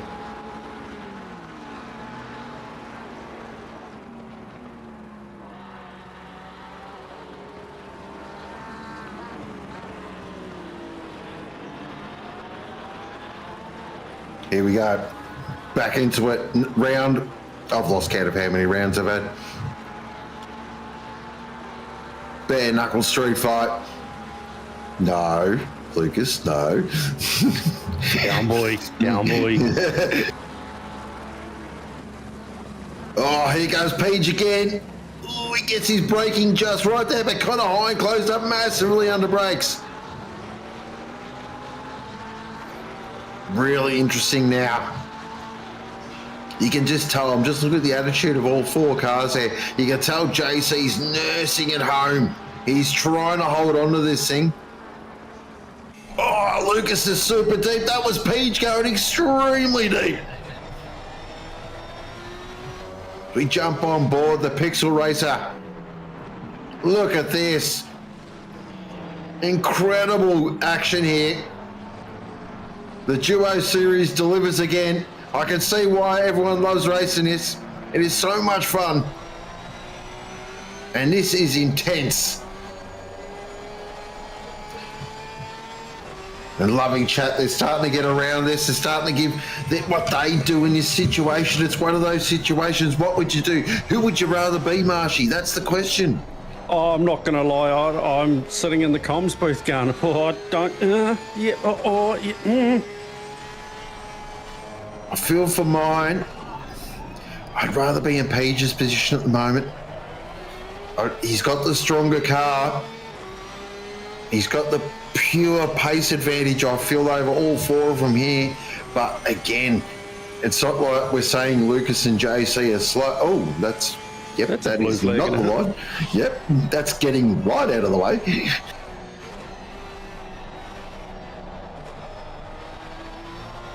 Yeah, look, I think JC, look, there's a little pressure. It's just a country drive, isn't it? Just out there on a Sunday. Oh, what a shot, what a shot, what a shot. Oh, look at that. Through 130. Oh, Lucas runs it a little wide. This is also now, if you've got some go fast tokens, is when you start to think about using them.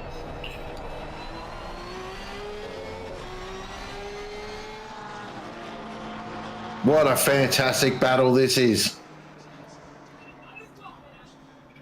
If you're Lucas, you really kind of want to get past here because you know you're vulnerable. But JC's doing a fantastic job.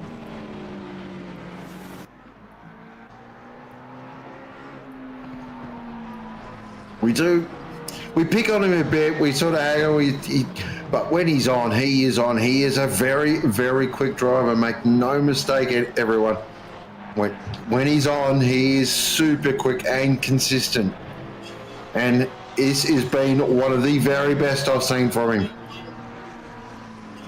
I think you mentioned the masterclass earlier, but I think between the 4 of these guys, you've got the masterclass of driving an OOR.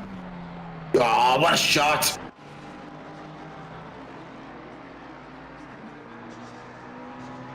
This is the best of the best. Absolutely throwing down. Oh, there's a touch! Oh no, JC's gone around! Oh, there's been a huge accident! Oh no! It's all kicked off! Oh wow! That's just given the biggest free kick to Page and Connor Hind. Oh, that's not going to go down well. I dare say that they'll be saying some happy words for each other.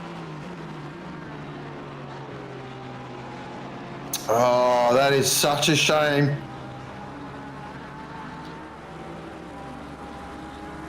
And now that has unleashed Peach. What's the gap? 22 seconds, 22 minutes to go. I think the 165 can start putting the champagne on ice. But Hind, look at that gap to Peach now. There's nothing in it. Hind hasn't given up. He feels there might be a second place on the offering here. I'll just quickly run through the classes before we bring this bad boy home. So it is Ellis leading the way in the Pro-Am class at the moment, currently running in 7th position. Fantastic drive, really good drive, especially in the Audi as well. Lovely drive. And so, just keep an eye there on Lucas. He's absolutely sending it everywhere, but JC is not yielding. A second in the Pro class, Matt Niparis for the Pixel Racer. Great drive from Niparis, pretty much standard operating procedure really. And then third in the Pro class is the 500 with McDowell behind the wheel. And then in the AMP class, it is Gabe leading the way, pretty much the red hot favourite all day, followed by a Brooker. And then the Miller entry of the ATX2, currently in third in AM. Connor Hind's got a drive-through. Drive-through for Connor Hind. That takes him out of calculation. Actually, that really is going to hurt because JC and Lucas are close enough. Connor, what do you do? What do you do? Back to this incident. Oh, it's just the slightest touch there from Lucas, which then spun JC around, and then Connor got an elbow on the way out as well. Oh, what a shame. Yes, he redressed the position, but I still think that's going to come with an invoice. But drive through for Hind. Now, what does he do? He's got 3 laps to serve this. Does he try and go, you know what, I'm going to put the absolute foot down and see if I can build a gap to try and minimise the damage that I'm going to lose to JC and Keys?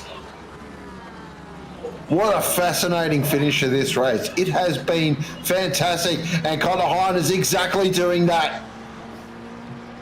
He is sending it.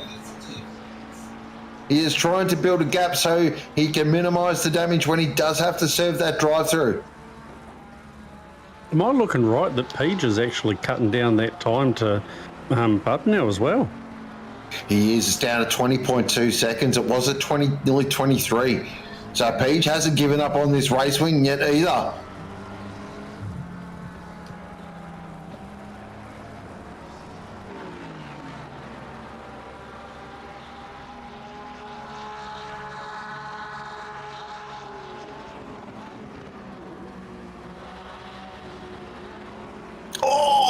Oh, huge moment there from Page. Just snapped on him. It's going to... Oh.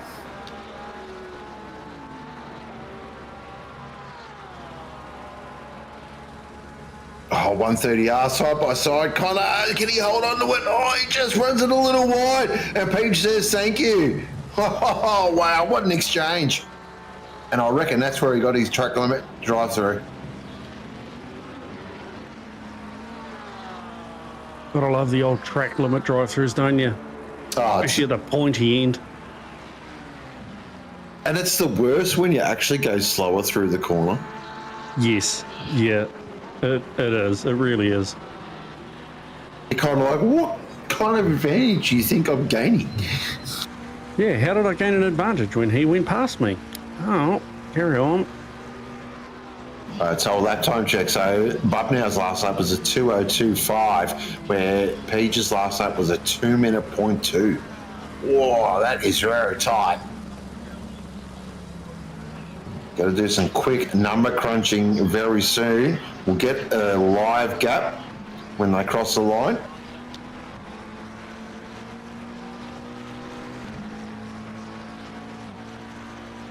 Okay, gap 17.9. 2.5 seconds. Whoa, it's going to go close. It's going to go. Well, yep. Mm-hmm. Yep. Okay, that's one way to take turn one.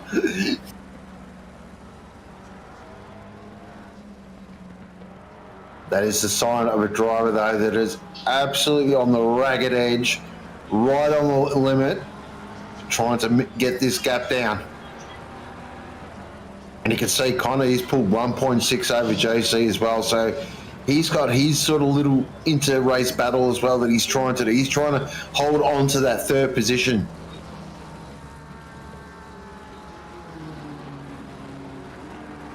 What a funny old race it's been this evening. Yeah, you think you started out and you're like, yep, this is what I think, and turns out we were wrong. What's that saying about best laid plans or something? Yeah, unfortunately.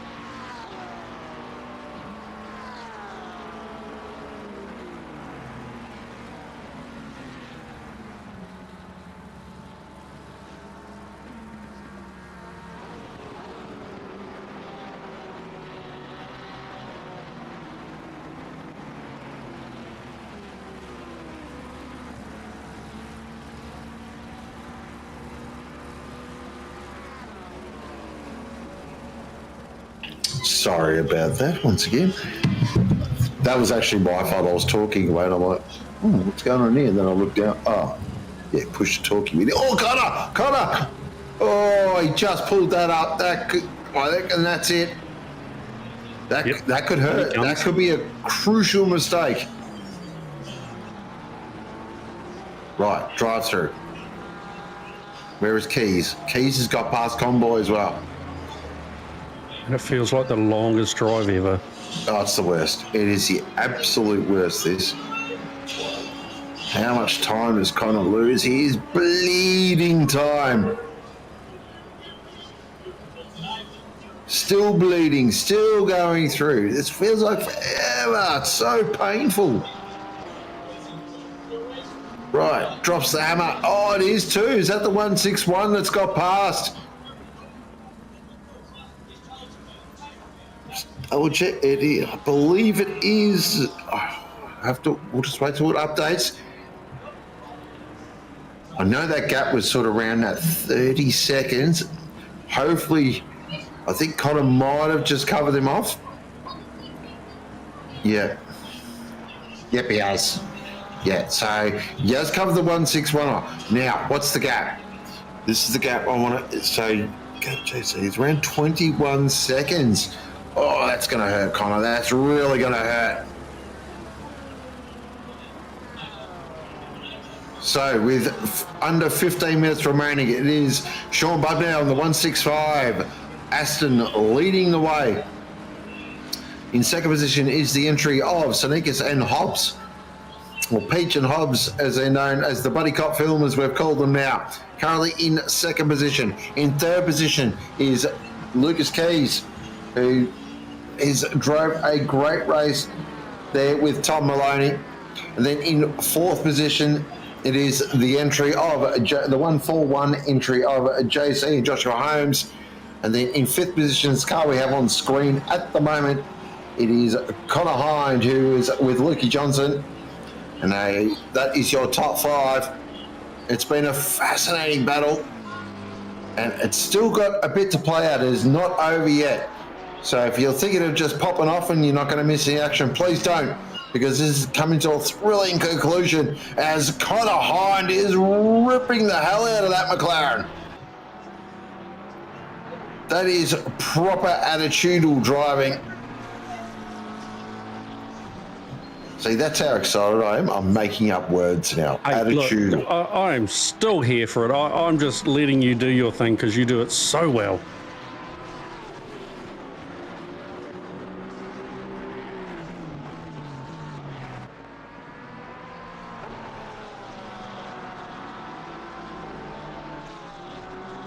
I think so. I think he's doing a great job here, Noski. Oh, again, what a shot that is. Gaps at 15.5. Last lap time, 2:02.4 from Noski. A 2-minute 0.9 there from Peach.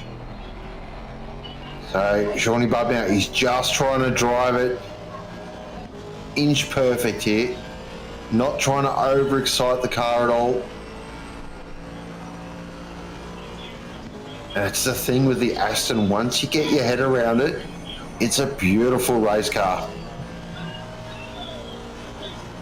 It does Unless, nothing. unless you're like yeah. me that just can't get your head around it. It does nothing that you go, ooh, where did that come from? Ooh, that was a bit scary. It's very well behaved. Oh, you mean you like Porsche things? Yeah, look, here we go. Now, this is what I was like. See, yank it at the steering wheel, moving under brakes, bounce in the rear. That's how you do it. All the while hoping, don't just bite, don't bite, don't. We're good. We're on a straight. We're good to go. That's it. Breathe, breathe. You've got a couple of seconds to breathe. Right, braking now. Gap's down to 14.5.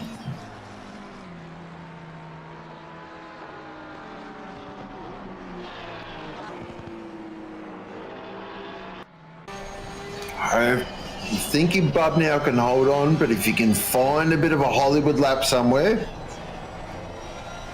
that I think could be a crucial here.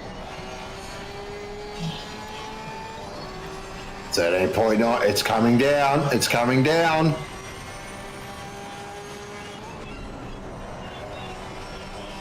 Oh, you look at that, into the sun, Dinger too. Yep, Apex is a bit more there to the right, Lucas. Here I am giving Lucas driving advice. Yeah.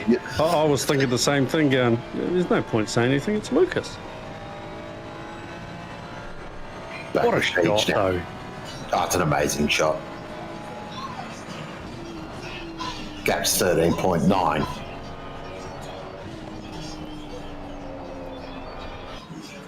You can definitely tell by the look of the car, the attitude of the car. He's just wound up the wick page. I think to say he's driving the wheels off it is an understatement. Well, the interesting thing as well, I reckon they gave up on the race win, but then I reckon they then saw these lap times he was doing. He's probably got Hobbsy to check what lap times Noski's doing and going, hang on, Peach, we can still win this. And you can tell he has got the bip. He has not given up on this race win. And this is why he's a multiple-time champion. The gap, 12.8 now. It is coming down all the time. He just dropped a 2-minute 0.5. Quickest car on the circuit. The 862 picks up a 5-second penalty on lap 75.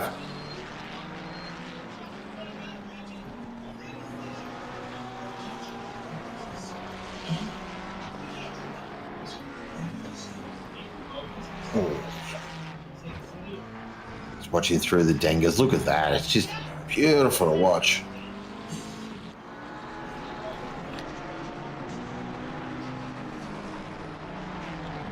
They may not be able, I kind of agree with you, Mr. Holmes. They may not be able to catch, but just seeing that gap constantly come down all the time has surely got to put a bit of pressure on Noski. You've got to be looking at it going, oh, that's getting quite small, quite quick.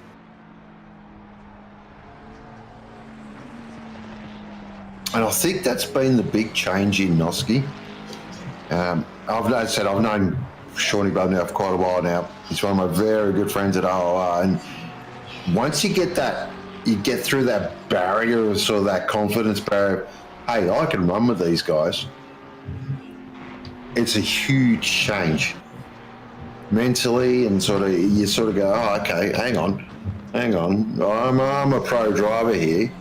I know what I'm doing, and we're seeing the fruits of that labour right now. Oh, especially to come through and have the potential to win the first Duo Series of 25. Whew. Oh, that was a big lap. 2-minute 0.3. That was a huge Hollywood number. Nearly 3 seconds quick, 2.5 seconds quicker. Here is our race leader at the moment.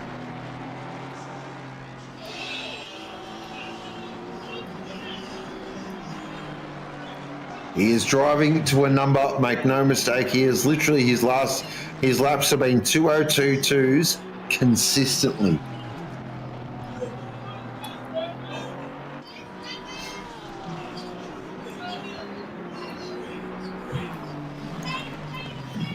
And we've just got word through that there is no penalty on the battle for second position. It was just tight racing, all out options. It was just unfortunate. Play on, as we like to hear. Track temp, 23 degrees as well. That has really come down. Oh, shorty bub now on the slide. I know, there was people saying he couldn't. I'm getting nervous. Oh, you're not the only one, mate. Let's do some quick maths again. What do you reckon, 3-4 laps to go? It'll be 4 laps to go. Page has got, what are we? It must be under the 10 by now. Yep, 9.2. Yep. Not. Oh, Oh, she's going to be tight.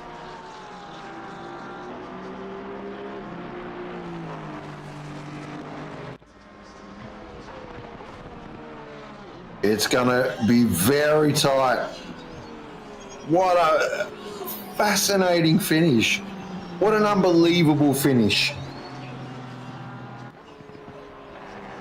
Called quite a few enduros in my time here at OOR, and this is in my top 3 already. This has been a fantastic race. Multiple strategies, different skills of driver, all competing on the same bit of road. And with 5 minutes remaining, it's just ticked over 6 p.m. local time.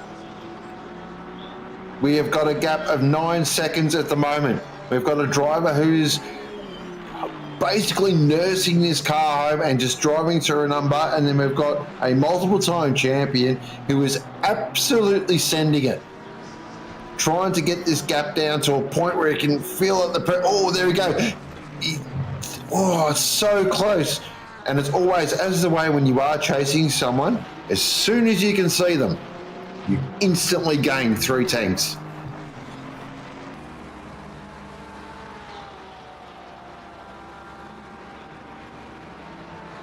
Lucas Keys looks pretty comfortable there in 3rd position. I think he can sew that one up. So back it off a little bit. Getting the party mode. JC looks very comfortable there in 4th. Oh, I said that. Maybe not, but just double checking my gaps. Yep, very comfortable. Kind of high there in 5th. Nice drive. The 161 with Mr. Bad behind the wheel. Fantastic drive. Really impressive drive. And the 421 and the 20. Oh, Matt Nippers. I thought Nippers gap's about 17 seconds, so it looks a pretty standard operating procedure there. Standard fare. Looking like just running down the field. There's no real gaps that we sort of have to keep an eye on. So this is the fight right here. Probably right, probably maybe a lap too shy. Just based on my numbers as well. Looks like he might fall a lap short, but it's been a huge effort. Yeah, especially, what was it? It was 30 seconds not that long ago. Oh, how much are they going to rue that 10-second penalty?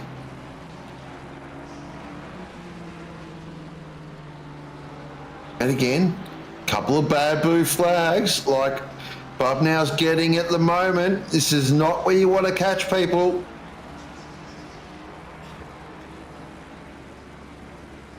So come into Denga 1, Denga 2.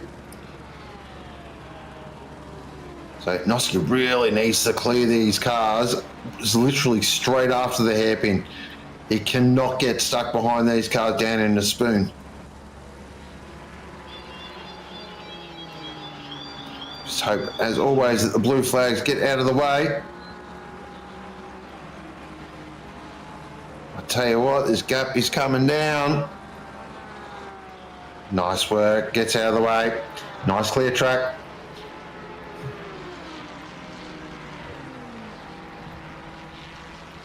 Based on my numbers, we're at 6.9 at the moment. Does that mean Page is going to get the blue flag sort of Oh, what would we be? At the last curve sort of thing? Yeah, most likely you could be on the main straight as well, which would be absolutely perfect. That's when you want it. Gaps of 6.4.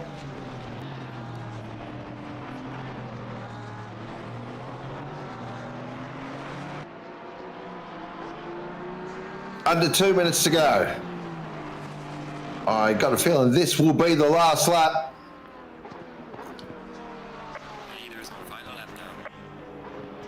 So we've done 87 laps with 1 minute 30 remaining. It is the 165 with Sean Bubnow behind the wheel that is leading away. It's been a great drive. They got their strategy absolutely spot on. And it is all played out perfectly for him. Really has been a great drive. Hamilton's drive earlier in the day, that stint was, especially that middle stint where he just absolutely sent it. That was great to watch. They will finish with the fastest lap as well with a 59.4.70 as he comes through Denga 2 for the last time. But the most important thing is the 165 again is on the top step of the podium. And it goes to prove you don't need the super Hollywood quick drivers to win an enduro. What you need is consistency, and they have got it in spades. Man, at this point in time, it feels like I've got a shot at it. Who am I kidding? Watching these guys is absolutely unreal. He flicks it through Spoon as Brad Cook's just parked it and decided, that's it, I'm done. Oh no, oh no. As the timer will tick down to 0 as he comes through 130R. He'll see that. He'll get inside, I know, sure. He'll have a big smile on his face. He'll be very happy with this. It's been a fantastic performance. The 165 Aston of Turbo Mesa Racing is back on the top set of the podium. Fantastic drive from Hamilton and Bubnow. Second position will be the entry of Peach and Hobbs. The Buddy Cops threw everything at it. They will look back at that 10-second penalty and just go, oh, they'll be frustrated with that. But second position is second position. Lucas Keys will finish in third. Great drive he had. Actually, more than a great drive. It was a fantastic drive he had with Mr. Maloney. And then in fourth position is the entry of Comboy and Holmes. Finishing in fifth position is Hind and Lukey Johnson. Another one that probably asks a couple of bit of what ifs. But again, top 5 in this field is a very good drive. Sixth position, and one of the best drives we have seen is the 161 entry of Ben Chicken Racing with Murphy and Bab behind the wheel from the back of the grid. Unbelievable drive. Next across the line would be the 421 and our Pro-Am winner, Alice for Alliance Green in the Audi. Fantastic drive. And Mr. Endurance himself, the 23 of Matty Niparis with Mike Crick, will finish in second in Pro-Am. 8th overall as Niparis gets the back end out. Love it. Pickers will finish in 9th in the Kovacs red entry. 10th will be Benjamin Hignett. And then 11th and 3rd in Pro-Am will be McDowell. So that was Damiano and McDowell in the MRT entry. And then AM class has finished, so it is Goeb who finishes top of the tree, followed by Brooker, and then the entry of Miller and Miller will finish in 3rd in AM. But as McDowell now crosses the line, I think they'll take that. They'll be pretty happy with that. Again, I reckon if they went to the one stop, they may have got further up. But that is round 1 of the Simrigs.com OOR Duo Series run and done. Man, what a race that was at the end, wasn't it? That was unbelievable. I'm not going to lie, I was a bit stunned for words, to be fair. I think it's just fascinating. It's just amazing what, you can have so many different things. But we will go over our race results now. So it is the entry of Bubnow and Hamilton in the 165 that wins the day. Sneakers and Hobbs in second position. Keys and Maloney there in third. Conboy and Holmes in fourth. Hyde and Johnson in fifth. Bab and Murphy in sixth. Ellis and Zuhali in seventh. Nippers and Crick in eighth. Pickford and Johnson in ninth. Hignett and Baldwin in 10th, McDowell and Thurcolini in 11th, Taylor and Cook in 12th, Vittner and Bolt in 13th, Gibbons and Boxell, Great Drive Gibbo and Boxy in 14th, Chalmers and Viney, the Old Firm in 15th, Roddenella and Scotty Rochford there in 16th, Baychild and Adenaki there in 17th, Go and Gorbley, our AM class winners there in 18th, Hayden Marsh and Georgie Cook there in 19th, and Mogson Curtis in 20th. Pro-Am, Ellis and Zahali. Oh, Pro-Am. Yeah, we'll go Pro-Am. Ellis and Zahali from Nippers and Creek, McDowell, Thurcolini, Vittner and Bolt, and the Old Firm. And then Gallup and Gormley, Brooker and Dale, Miller and Miller, Gosling and Brickley. And that is all your podiums. That is all your race results. That is it. That is done. Enjoy. Thoughts, Marshy? Oh, to be fair, blown away. That the end was just intense, wasn't it? But I got to ask the question, Sean. Who would your driver duo of the day be?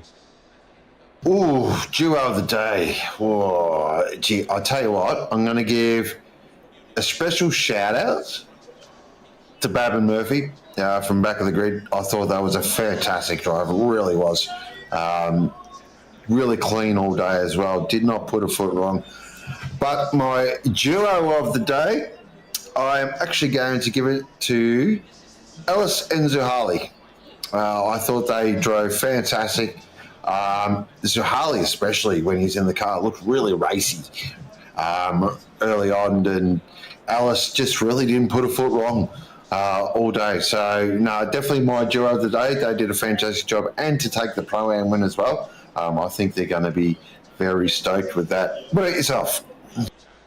I'd probably go the same, actually. I was sort of looking at Babs and Murphy, but yeah, I think I've got to go with you on that one. Just, yeah, didn't put a foot wrong, just kept counting the laps and doing the times, and yeah, good effort from them, actually. Definitely. Well, that is it. Big thank you goes to a few people to quick thank. As always, a massive thank you goes to our amazing stewarding team, absolute benchmark operators, our fantastic race director, and, of course, the one and only Glenn, who has brought you all these fantastic pictures that you are seeing. Huge thank you goes to Marshy. Thank you for joining me in the box, my friend. Mate, it's been a pleasure. I'm not going to lie. I'll put it out there that this has sort of been, one of my boxes that I wanted to tick an OOR to jump in the comms booth with you, and man, what a night to do it. Yeah, we got an absolute ripping race, which is great to see as well. But as always, MVP is chat. You guys are amazing. Best in the biz. Please, get around it. Make sure you join us during the week for the Sprint Series, Wednesday and Thursday night. Good chance I'll be joining you on Thursday night, or who knows. But I'll definitely be in the box, so looking forward to calling all the action there. It's going to be a lot of fun, the Sprint Series, I feel, this season. And, of course, keep February the 15th free in your diaries for the big one, the boosted media Bathurst 12-hour, the race for Mullock. We are building up to it. We are under a month to go, so get excited. But other than that, I am Sean Ghostmuller. This has been OOR. Enjoy the rest of your evening.